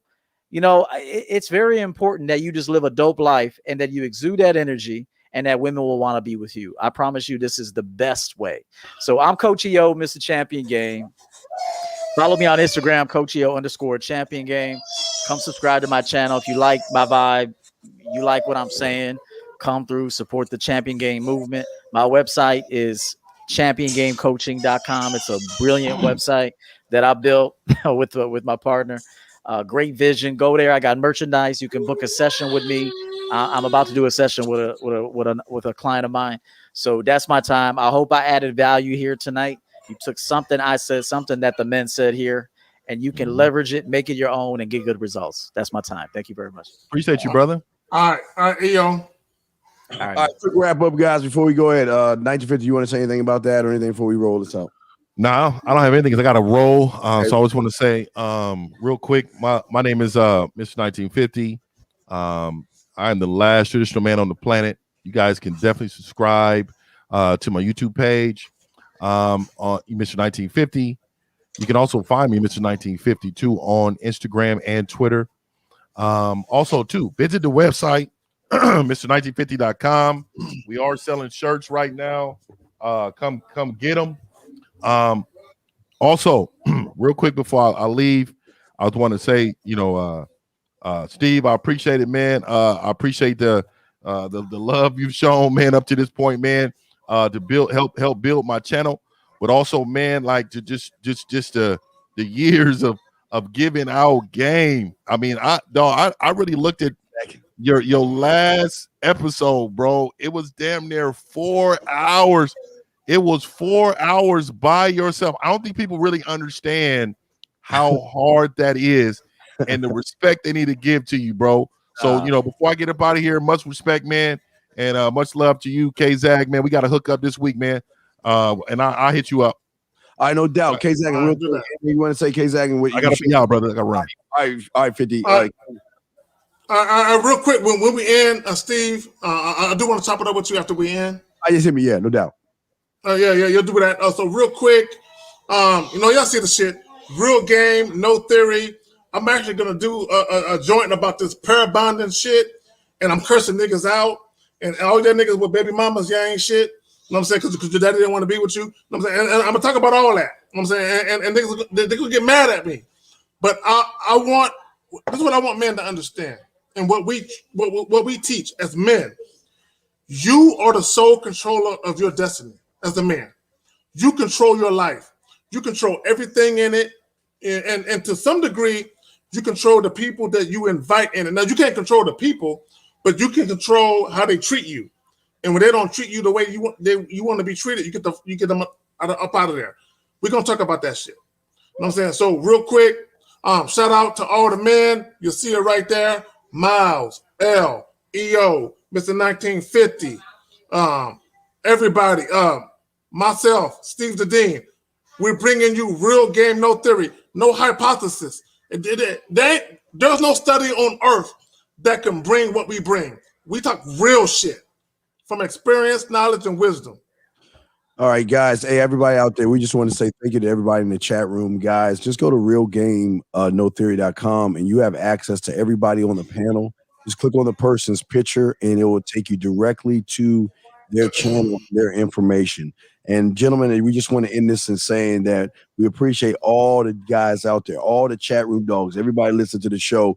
We got nothing but love and respect. And hey, April, wait, let me just show April. April MC, thank you for the we appreciate the support.